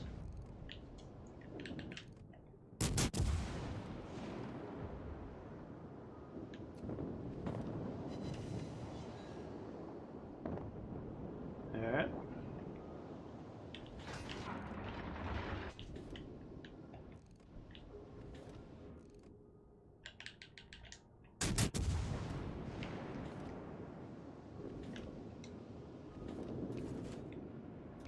Man, the Tbull's still full of health. You gotta be careful here.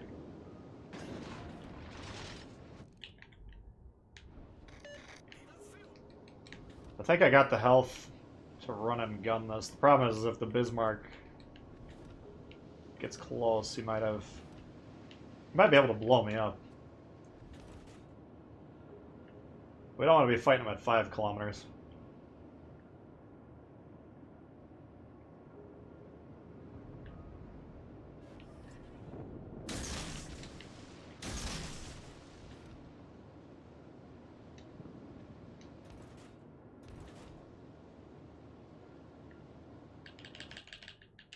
Alright, he's gonna turn in hard, that's fine. We'll hit him with the follow-up.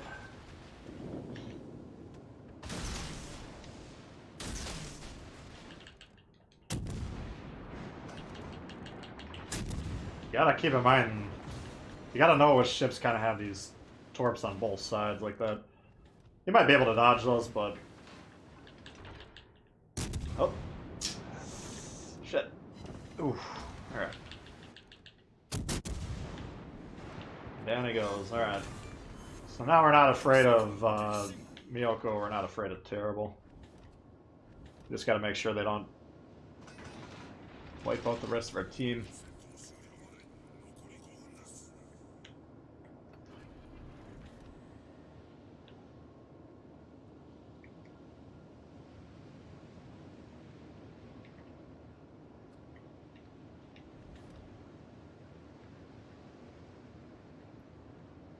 How's the matches going? No, not too bad. It's been not the best day. Probably right around 50% win rate, but we've had some laughs, shed some tears.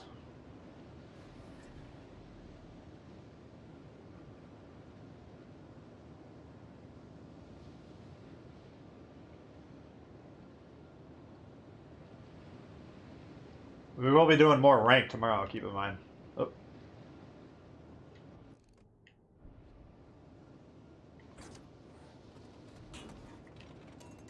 I don't know if we're going to have enough time to finish it or not. I kind of feel like we're going to need 3 more sessions.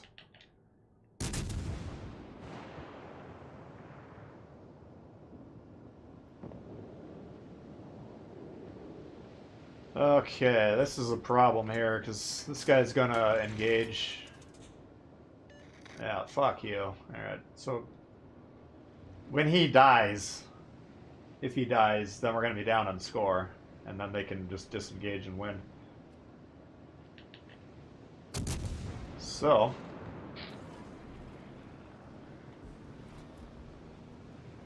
that kind of limits our options. Now, if he stays on the base for a while, he'll get some points coming in. His death won't be as meaningful. Looks like the destroyer probably went back here, or he went around here to try and get on the base, which would be a waste of his time, but that's what this guy's saying he thinks he's doing.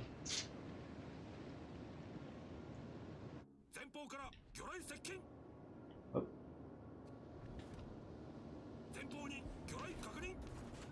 You don't want to do that, man. He's turned around to get that follow-up salvo on. I understand what he's trying to do, but he'll have to have a nice shot here to finish this.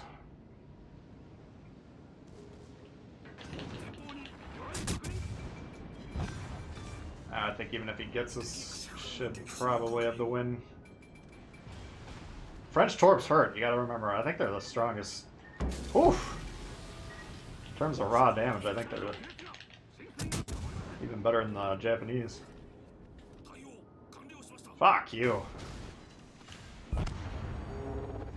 Alright, let's see if this guy's got it.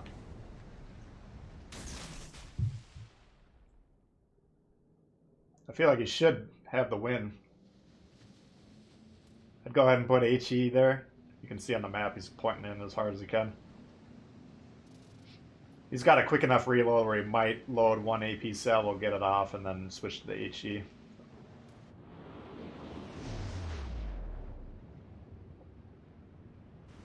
Yep. I mean, right now he's got him on points, so I'm fine with this play here.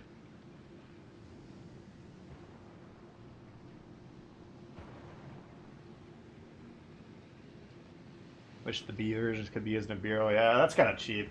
If you got either camels or bureau missions, anything like that, if you got the Scharnhorst, or you got the Scharnhorst B but not the Scharnhorst, you know, you should be able to put that Arctic camo on and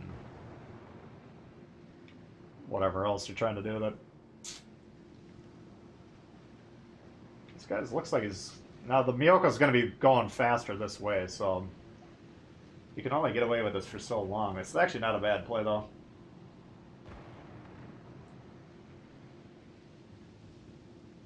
Especially if he just shot the plane, which I think he did.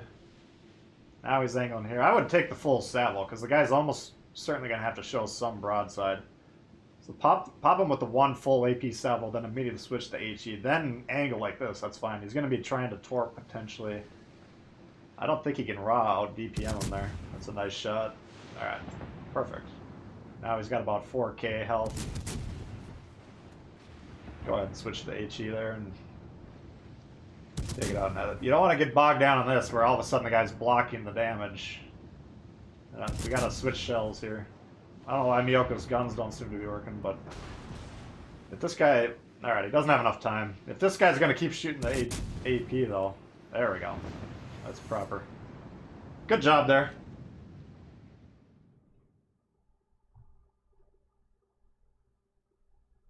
It's especially if it's a ship that reloads that quickly. If you take one or two AP salvos and they're skipping off, they're ricocheting, go ahead and switch to the HE. I mean, if that guy, if he's stuck with the AP and the Miyoko had 45 more seconds, he would have won the fight.